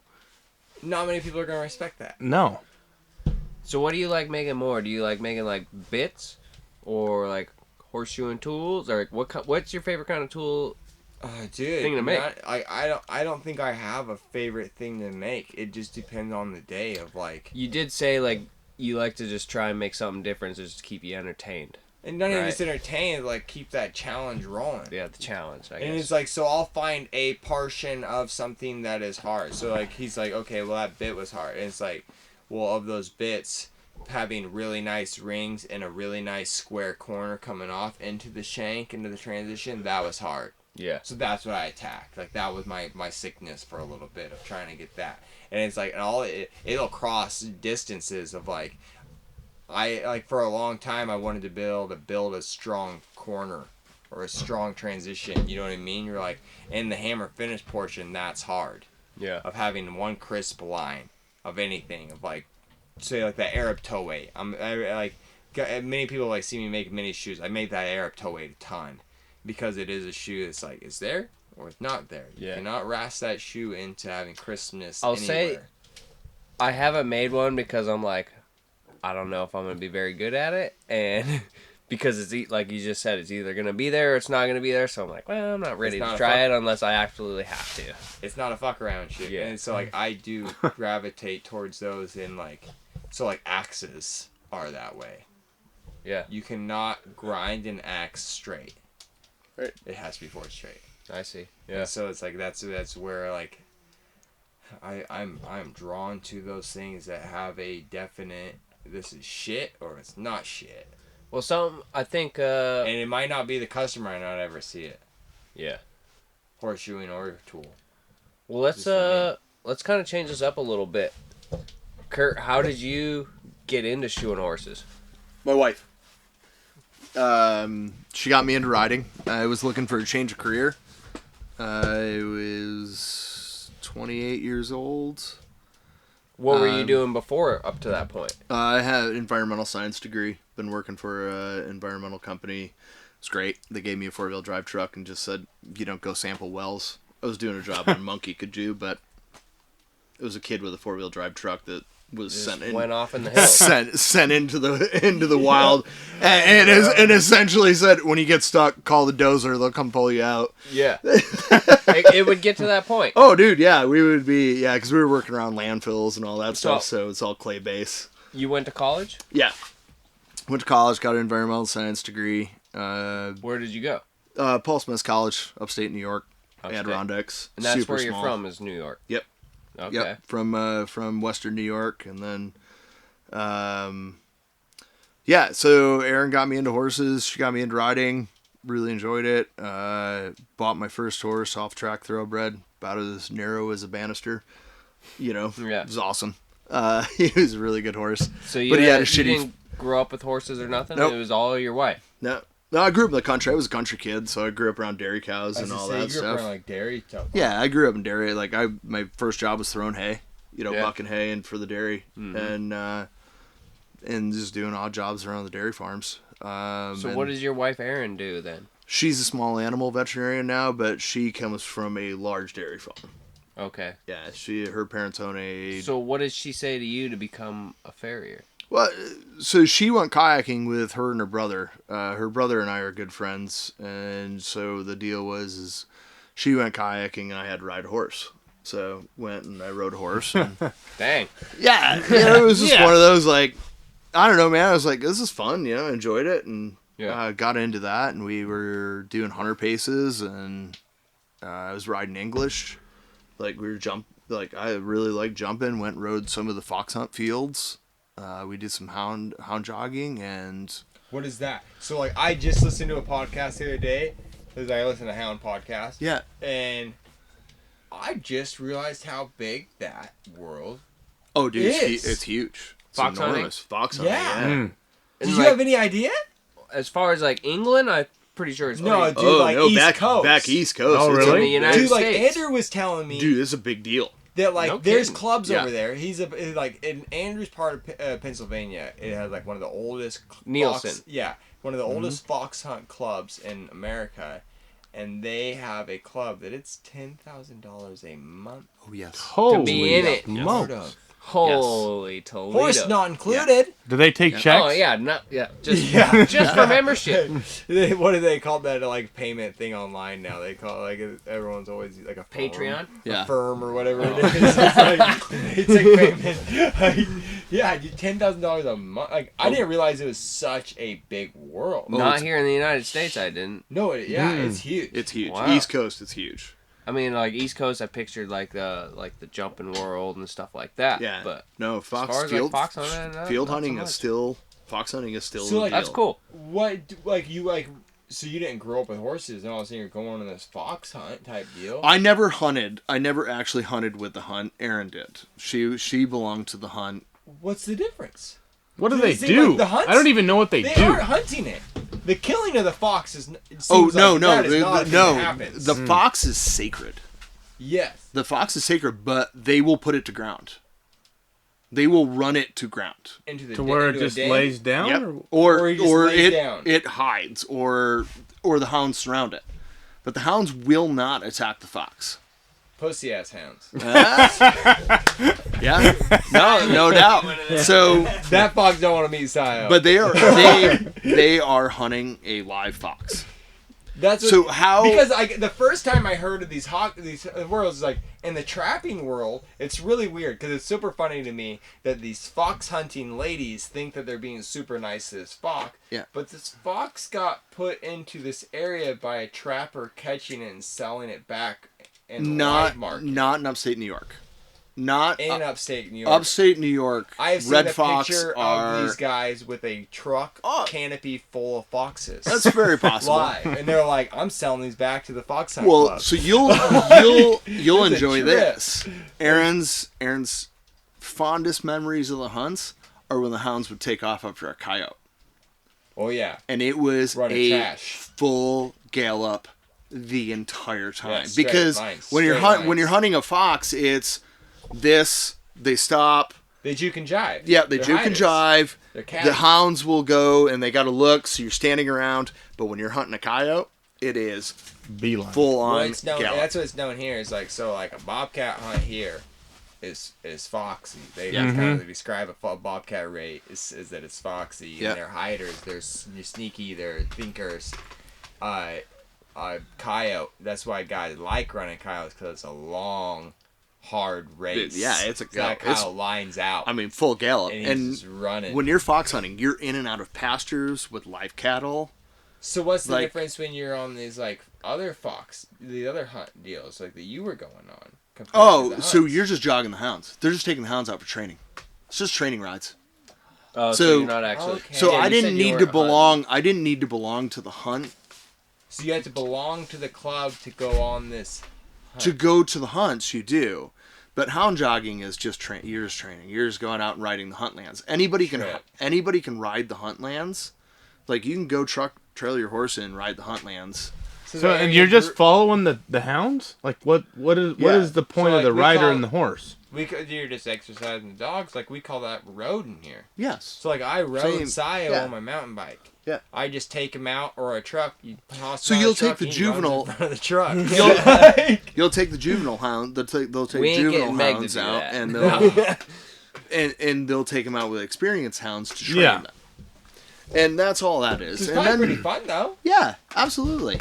Like But what happens? I don't get it. Nothing. Like the dogs run the fox to where it's to done, ground, and it's done. and then you're just like, okay. Hunt's over. But we do that here. We call it tree and free. Yeah. I mean, you're running get a cat cats. up a Like, tree, yeah, I like, get all that right, too. drag But I don't dogs understand out the. here. So I mean, the the- point of the rider's just to follow the hounds. Yes. Yep. So you have the whips which control the hounds. That was the trick. What's the So you have a whips? You have a whip is the guy. Like- The whips they're essentially you have the hunt master and then you have the whips. Huntsman. Huntsman. Or Yep. but you have I'm caught up on this. I just listened to it. I'm not. so I don't but you know, have I them and you idea. have the whips who control the dogs. And So they're like up close with the dogs because like when I've gone They're- on cat hunts no, and the dogs no, the they're dogs are listening, gone. Like they're you listening got for your the dogs. They'll be listening for the dogs, but they will keep the dogs in line too. The whip is so also it's like all right, way bit different. Cat hunt, 4 or 5 dogs. Mm-hmm. Fox hunt, 60. Yeah. They hunt in 60 pairs. dogs. So they'll say, cow. okay, we got 30 out. Yep. That means they got 60 dogs. For They one hunt in fox. Pairs. Yeah. One fox, and so a whip For is one like- fox? So a whip is Fox also is going like- down. so they're like they're crossing Goodness. multiple highways, big roads, land, and okay, so like all right, you're gonna come from this land to this land, but there's only one portion of this fence That you can get through. that we can jump with the horses and get through Yep. because like okay, you So- buy a property in this area, well you have to allow them to put in a 3-row fence so they can jump with the horses Or so a the coop. whip. They have Yep. coops. So the So whip's they'll gonna put push a coop instead. the whip's gonna push the dogs to that spot where they jump the fence, or Yep. he's gonna go up and block the road so the dogs could block the road, or say Yep. there's a pack. They're of in 10 charge. dogs They that are in shit. charge of the dogs during the hunt. The The whip. hunt, Yep. and they're listening. The hunt master's like, this is where the fox is going, and this is where the main group. Like these dogs have the race, And when you're and a these member, dogs don't. So the whip's got to push these other dogs back onto the race. when you're a member, you're just along for the ride, basically. That's what it seems like. It does, depending on your seniority. Seniority. Yeah, because Really? there is a hierarchy. Like So if you're a this is you gotta remember. don't trot past the ranch well, boss. no, yes, You yes. get told to get in No, the back real really? fast. No, absolutely. Like Interesting. it is. You got to remember, this is born out of aristocrats, right? Like oh, this Oh, is yeah. very I English. suppose. this is so, very English, like tradition still. Like you do not ride past a whip. You do not ride past the hunt master. Like that is. But That like, is like being you get a hunt master is a excused. big So deal. anything but Yes, very. anything behind that, those two. Right, but there's groups. And Okay, then there's so groups it's like military. that Then are it's still controlled. all Like the way so down. you Yeah, I see. you ride with So your in this $10,000 a month club, yes, you still may Do be they- riding at the back of the back. do they? That's No. what I'm wondering. Like, are you ever even gonna see the dog or the fox? That's what I'm wondering. In the Depends if they loop around. in the $10,000 club, are they actually getting a fox, Or No, God, no. one's getting the yeah, fox. Never. Oh my never, God. The fox has never died. No, the fox is never hurt. Never Oh, hurt. goodness. Like The fox. That is So not. like I was listening to one the other day, and this guy he started out as a farrier. That's how he got to be a huntsman. Yep. He started as a farrier, was shoeing these horses, and he became a whip. Yep. And then now he's finally a huntsman. And he Wow. was saying he's like because like they're such open terrain that they can sit on one hill and they can watch the race go on. And he's like, you will watch the fox run above the dogs and sit down on a stump or a rock and wait for the dogs to catch up. So are these like trained foxes? No, they're just What happens when they catch up? How do the dogs not just own the fox? Like they just know They better? just- because they get whipped on. I mean, most hounds that you see, Oh, Sayo's gonna rip a fox. oh and yeah, chip they're its done. Yeah. Like He's you not better gonna get up make the it. damn tree or you're going So down. the whip is making sure it's not harming the fox. yes. A little bit, Yes. To but a it's degree. surprising. It's like I'm sure these It's a foxes weird are getting deal. hurt sometimes. You got 30 Sometimes. hounds going after them. One of them's going rogue. Probably in the yes. the $0 So club. they actually. So that's. not, but- not the $10,000. Yeah, high-end clubs, better dogs. That's the part of hound jogging, right? Is the ones that aren't going to make the cut. They get What a adopted, different but world. they get adopted out to the hunt people. The people that run on the hunt. Thank you. Or you get these dudes, you get these dudes that they want to run coyotes. And Absolutely, yeah. They want dogs that are trashy. Yes, Like, and Your so briefcase yeah. still full? Yeah. But I mean, what a cool world. Like in all honesty, of the Oh, I think- equestrian world, it is. It's interesting. It's badass. I mean, I love literally, tradition. when you watch that's what's cool. a hunt come through, and like literally going across the road, over a coop, into a pasture. What's a coop? Sorry, I'm dumb. It's a boarded triangle in the fence line. Going over it. Yeah, so it I could be got ya. usually there are somewhere between 3 and 4 feet, depending on This way. what's in the. Yeah. Yeah. Fence is going this. They run in line with the fence, but Okay. essentially it's a boarded pyramid It'd be or weird if it triangle was That the you're other going way. over. that you have to jump. Yeah. Then in most hunts you can gate everything. There's somebody that will ride up and they will run the gate for you. Right? Because there are people that just aren't going to jump, but they still belong. They're on they're fat. still- Some of them are on fat, lazy horses. Absolutely, they're still on like. But one of Aaron's youngest horses was called Two Bits, and it was this fat little pony, and she rode it forever, and it lived in Geneseo, and it lived in the Genesee Valley hunt, and took so many kids, and just would fucking jump anything. It's like it is this Right. fat little fucking pony, and it would fucking sail over Dude, like, everything. like Chelsea's not into horses. It's only funny And because we will fat. sit and watch. Oh, dude, belly would almost scrape on the Yeah. goddamn ground, and here it is We will sailing sit over and these watch coops. a Part of the fox reason why I hunt. like Meg. It is so funny watching a fox hunt crossing at a canal. Oh yeah. Oh, it is Oh, one of the it's best wild, things ever dude. to watch them jumping into Oh, the water. dude, the And, Irish. like, Yeah. so many people are just Irish like, hunts. over the bars. Oh, the Irish the hunts water. are fucking Well, there's rough. been Like, so I don't know where we got at that, but anyway, like that's what got me in. I ended up buying this thoroughbred that had a shitty foot, and he had this massive cleft in his foot, and whoever had shot it had like shot to the cleft, and it had grown out far enough that it had all become detached. Okay. I still have the shoe, like it's got hoof wall. From You clip- cleft in the clip- toe? clip to clip. Yeah. Oh, no kidding. Oh, like somebody had stepped on his cornet band at some point, and it had like And when you say they shot not a cleft. to it, they like did this in the shoe? No, sorry, not a cleft. Okay. It had a separation from. I guess cleft is now is not an appropriate term for what I know.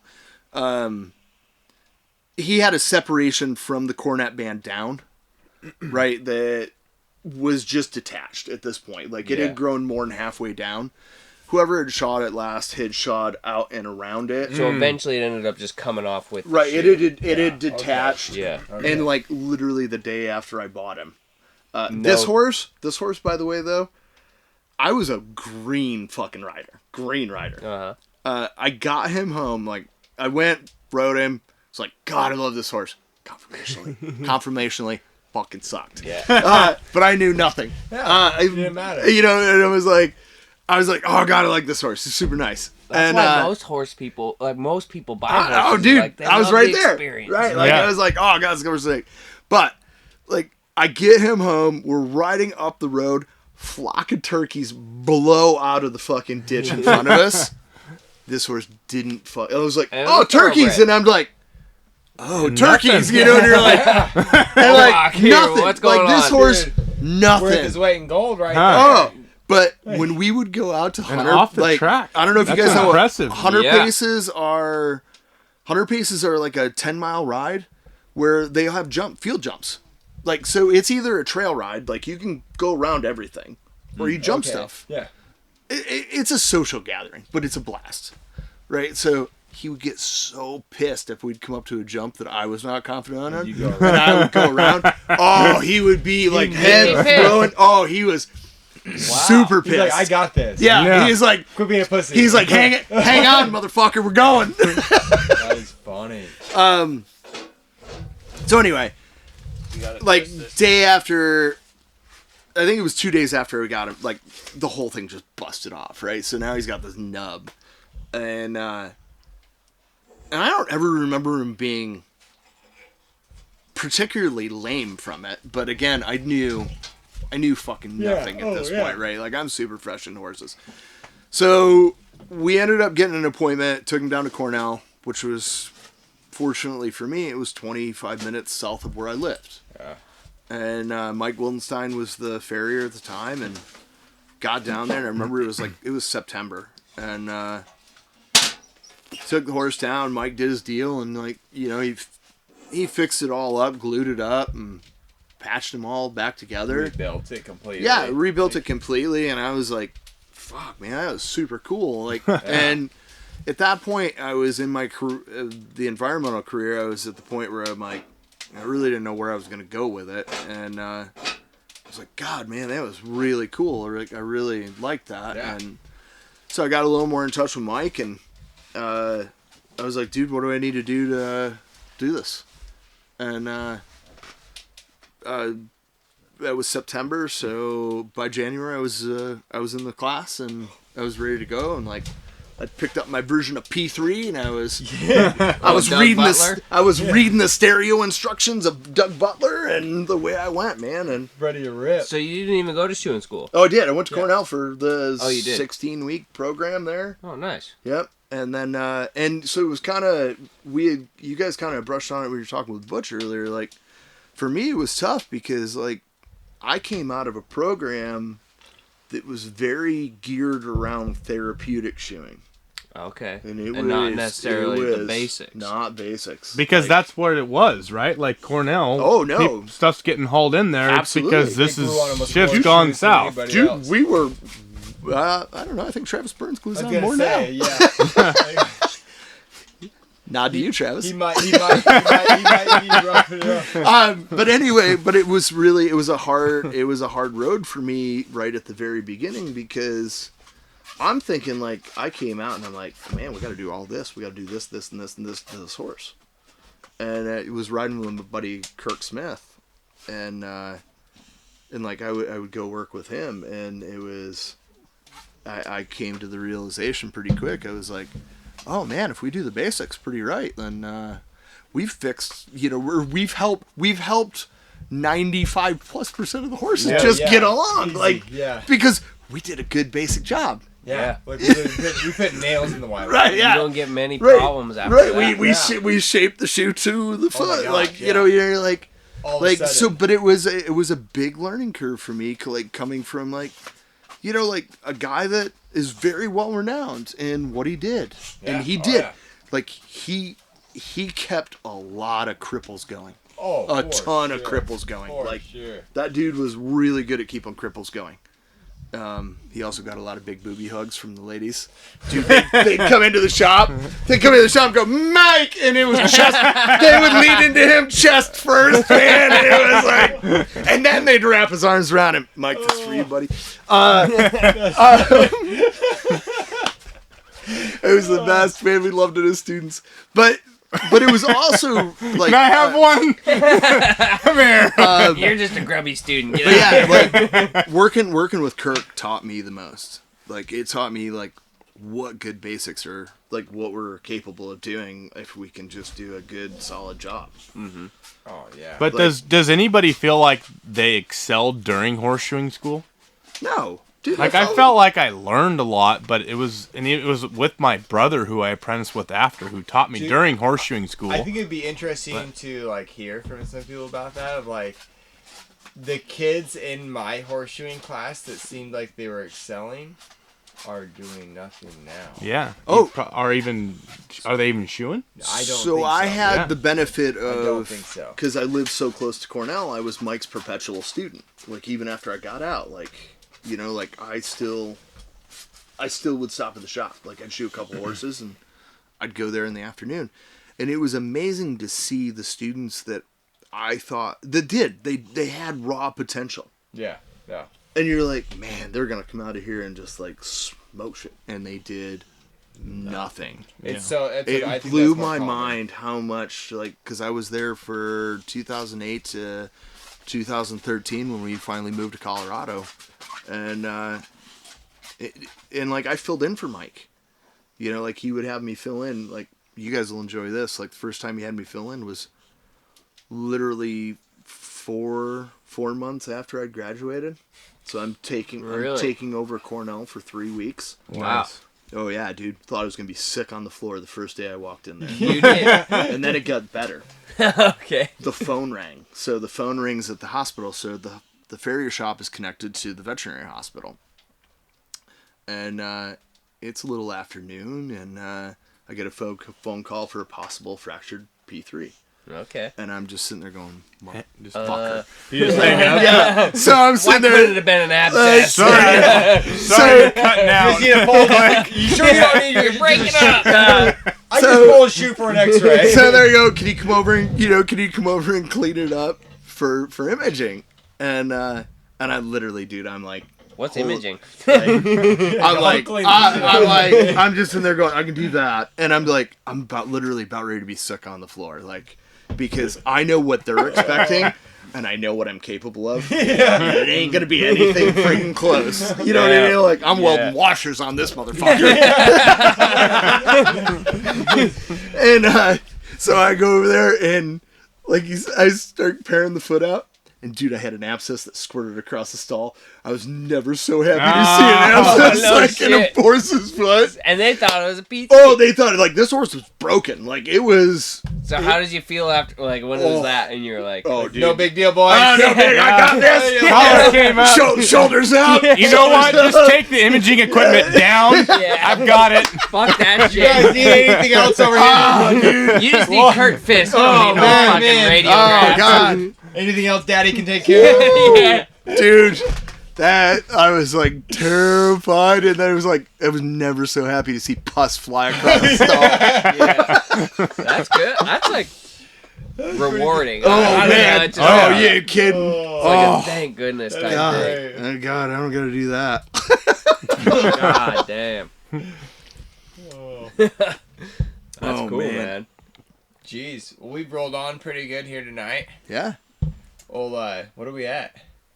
Almost 3 hours. No That's pretty shit. good. That's pretty good. Oh, we're, damn. we're almost 3 hours deep. It's pretty good. We got the warmth rolling in the tent. The Yeah, dogs man. are asleep. I'm about ready for some dinner. I think Yeah. Chelsea messaged me a little while ago telling dinner's ready, so Oh, really? we better Nice. not make her any more angry. That's one thing I've always told you is like I always eat better here at your house than I do ever in my. And it's friend's really house.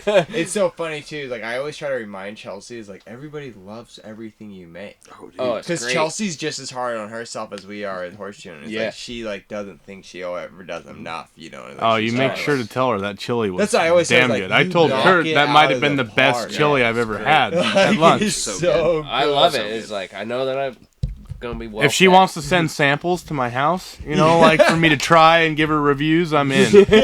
Oh man, it's Yeah.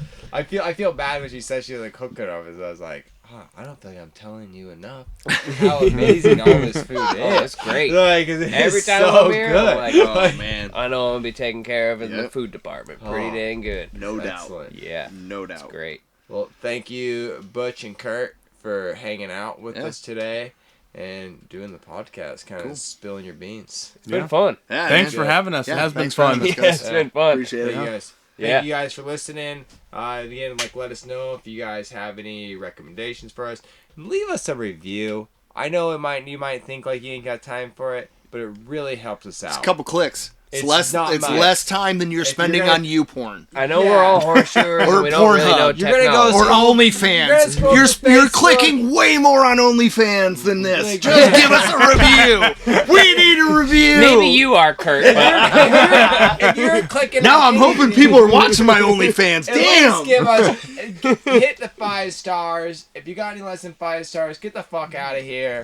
But leave us a good review. Yeah. let's go. Go fuck yourself if it's less than 5 stars. Help us out. Come on. We're here for you guys. Yeah. Fucking, you better swerve in a ditch if it's less than 5 stars.